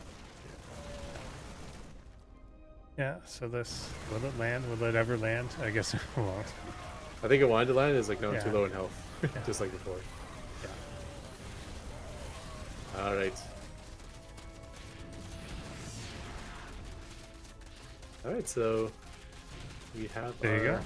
first 4 bots eliminated. We're down to the final 12 now. We are indeed. And I definitely hope we see Mini Terran again, because I think, I get this one, to be honest, it just feels like a glitched map, a glitched, Hmm. like, CC liftoff, that whole thing. May have gotten overwhelmed here anyway, because like you said, it was a pretty big force. But just with everything up in the main and all that, like, I think he could have stabilized Yeah. and didn't. And even when he wiped out all those Zerglings on the ramp, that was like, Yeah. he was probably ahead at that moment. If he Yeah. was to just retook the natural. Yeah. Yeah. Agree. Yeah. Agree. It's So, tough. yeah. You face Congrats. a swarming bot. You're probably not used to facing that very often. Well, that was fantastic. I mean, question for you, gentlemen: do ProBots dream of electric sheep? I think they dream of like the little critters out on the map, electric ones, and they kill those. They count Yeah. them in base too. do they dream of not having their base blocked? I guess is maybe the better question for this last game. Absolutely. You know what though? Sometimes I always look forward to round 3 and 4, day 3 and 4, Yeah. over day 1 and 2. Yeah. Because I feel like the games are more balanced, quote unquote, and we've equalized over from round 6, seed 16 to play seed 1, and now we're getting a bit of level, and now we're getting to see these bots really dig into what they can do, because sometimes you don't get to see, what they're capable of when they go up against Eris, Micro Machine, Tier, Yeah. right? So Cookagenia looking pretty stylish. Same thing with Mini Terran. So I don't know, we have good contenders, but we 4 of them are gone. One day we're gonna have a scrap pile transition, and for now use your imagination, and you just see these these little bots dangling over, if you remember my brave little toaster analogy, and chomp chomp chomp, Exactly. 4 gone, to the scrap pile. Or oh no, D-Res like Tron. I love that movie. I don't think I ever saw it. I'm You aware of never- it. I'm you've aware of never it, but I've never seen Oh it. my god, it's such an I'm gonna go into my rant. It's such an underrated movie though. I think it didn't do well box office wise, but I Yeah. think it's so underrated. Tron Legacy. Like the recent, yeah. Yeah, Legacy. Yeah. Such a freaking Daft Punk music, visuals, Oh, well, I'm so- beautiful. Beautiful. I I don't saw know. the original and the new one. I don't remember either. Yeah. I just remember like the blue motorcycles and stuff. Yeah. Oh, it is a beautiful movie. Probably one of them. I don't know. Anyways, I could go on. Tron Really- feels like one of the. You ever know, like, there's movies that you never saw, but because like they're parodied or mentioned in so many other things, you're like, yeah, I Yeah. get the gist of it. Yeah. Yeah. I feel like they were to make, like, I think it was before its time, because they used a lot of heavy CGI that wasn't ready Yeah. for Yeah. where it was, and like a lot of deep fakes that just weren't Yeah. up for it. But yeah. But you know what isn't fake? That like button. Be sure to hit that like button, because it's real, and so is the algorithm. So don't let us get derezzed. Help us out by hitting that like button, and let those YouTube bots themselves get that raise ProBots to a new profile. As always, obviously share these videos to your mom, grandma, whoever's sleeping on the couch. Just turn on their phone and put on ProBots and let it run. Whatever is necessary, get us there. Do it the full gambit. Other than that, though, share it also to a friend. You know what? I think a lot of people who always has a friend who either plays StarCraft, who's left StarCraft, knows about StarCraft, say, hey, check out this bot thing. Like Anderson, you have friends who've just totally been like, what's this ProBot thing? Yeah. Someone I work with, I mentioned StarCraft to him, and he's like, oh, I played StarCraft like when I was young. And I was like, there's a StarCraft 2 and it's free to play. And then he came back the next week and he's like, dude, I played that all weekend. It's like I downloaded it and I played like for 40 hours. And even better, yeah. if you can't physically play, you don't want to play it, make a bot. There you go. Exactly. We have templates in the description below. Make sure you grab that template for yourself. Super easy. You can get up and running in no time. And that template now upgrades to the Eris framework. So once you get past the Python SE2 and you feel like you're ready to do more, you can just hit the script, upgrade to the Eris framework, and you get that Eris framework is filled with a lot of quality of life stuff. Just gonna say that from now. It makes bot making a lot easier. So, it comes with a heat map and build order, build runner. I mean, I don't know what else you need. Yeah. So why don't we actually take a look at those brackets? What people can expect for next week? Indeed. So next week we're going to be having the winners matches coming up.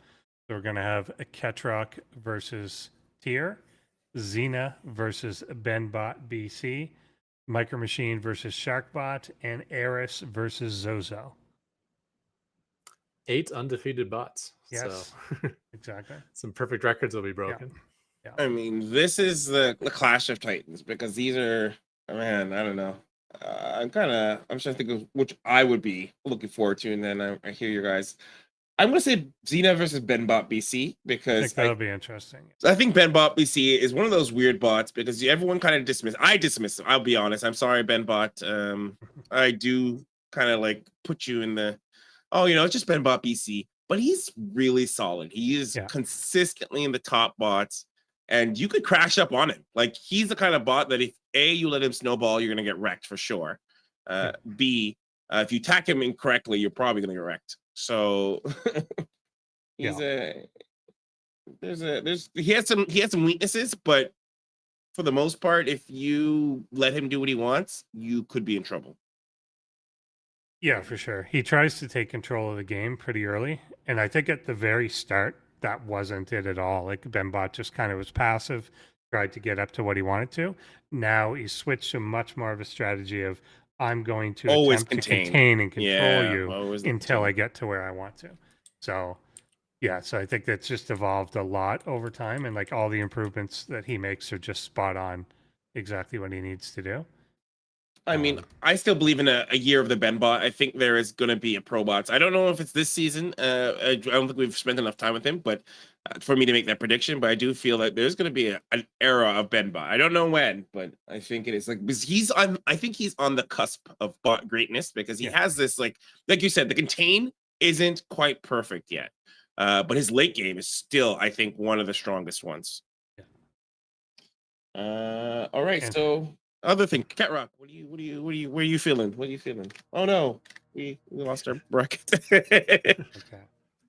Oh, we came back. All right, Ketrock. Thoughts? Sharkbot Micro Machine. I thought that'd be interesting. Sharkbot's always got some crazy builds, including week 1. We saw that shenanigans with the forward Nexus. So let's see what cool things he comes up with to beat one of the most solid bots of all time. You're so modest and cheeky. You didn't like Ketrock versus Tier. I totally think this is going to be. Well, I haven't updated my bot to the latest Cyclones. I haven't been able to deal with Thors, so I'm not feeling too optimistic about my chances versus Tier. We'll say that much. Although Tier might be saving stuff for the finals, so maybe he won't bring his final form either. We'll see. Possible. I think I heard Tier saying that he was preparing for you, so I don't know. Okay. I'm probably in trouble then. But maybe his preparation goes too far, and when you prepare things in secret and it's not tested properly, things can go badly. And that's been the story of Tier historically, where he does something really cool and it either works or completely falls apart and makes it look I think of Tier's like that mad genius, right? Where he's like, it's alive and it explodes or something. Yeah. He just has like a lot. He has a lot of surprises and tricks, and it's like a really complex bot, but something when things go awry, they can go really awry. The Like, I real remember question. one season he had like he like cut through the back door on Oh, the Golden minerals. Wall or Yeah. Mine through, yeah. and then use a hallucination to blink to the high ground. Like he had this like really well thought out plan, but right at the end of the plan, he like something was like broken. Like he Yeah. got into the base and it just didn't work properly. So Yeah. That's what I mean. I think Tyr is like a mad genius. Like he's a great mad genius where he has like 1,000 builds and whatever. But like, Lord, if one thing goes wrong, that's it. yeah. Well, you really want to test your build against the top bots. But And they're if you always do in that, they secret. know about it. They and know. if you don't do that, then you're taking a risk. Yeah. And he likes to take that risk. What were you gonna it's say? fun, Mr. it's surprising. I was just going to say that the real question is, can Eris hold a Zealot Rush? And the answer is probably. Most likely, But that'll be interesting. yeah, Zozo is a kind of. You know what? I'm not gonna write off Zozo. Zozo's a wild card. Yeah, again, Eris gets pretty greedy. So you can get snowballed, but probably will be okay. But I think that'll still be interesting. And Eris could be going through a micro machine moment. I think a lot of people are familiar with Eris. A lot of people know about Eris, and Eris has been able to keep itself out of the fray of being solved, quote unquote. But I don't know. I feel like, and maybe that's why they've been taking it off for Phobos for a while. Just give it some away from the spotlight. But we'll see. Yeah, Eris is one of those bots where you look at how greedy it is, and it's like, why don't you just kill it? And then you're gonna find out why next week, because you're gonna see like Eris open 3 hatcheries before pool against someone going for 4 proxy gateways, and Eris is still gonna hold it because Eris is Eris. I think you nailed it in the head, because I thought maybe 4 ProBots ago the solution to Eris was simply to attack it early, and I think Anderson might have said it before, or maybe Andyman. It was the answer was simply attack it early, and then we've seen bots try to attack it early and just get crashed upon it. Yeah. So it's and it's just that the ability to get those in transfusions properly in defense mode. Like it switches to a defense mode really well, and instantly, like the moment they spot something, it's like, okay, spine, every larva's going into units, get an extra queen, save energy. Its defense posture is actually really strong, and and it's greedy at the same time. So it's a frightening combination. So we'll see if Zozo has the magic stick or else not. All right. Any last words? Anything before we run down to the end of our show? I'm good. Yeah, and see everyone next week. As Shark Knight said, it's also very hard to trick. Eris is a very difficult bot to trick. So absolutely. All right, so that's our show tonight. You guys know the drill. AIarena.net, where all these bots are found. ProBots AI, where you can also join all our different memberships, and you can subscribe, and if you feel so inclined, throw us a bit or two. Oh, it's not even bits. Super chat, super likes, all those good things. They all support this content here on ProBots. So until next week at 7:30 p.m. Eastern, Thursday, we'll see you next time. Happy coding out there.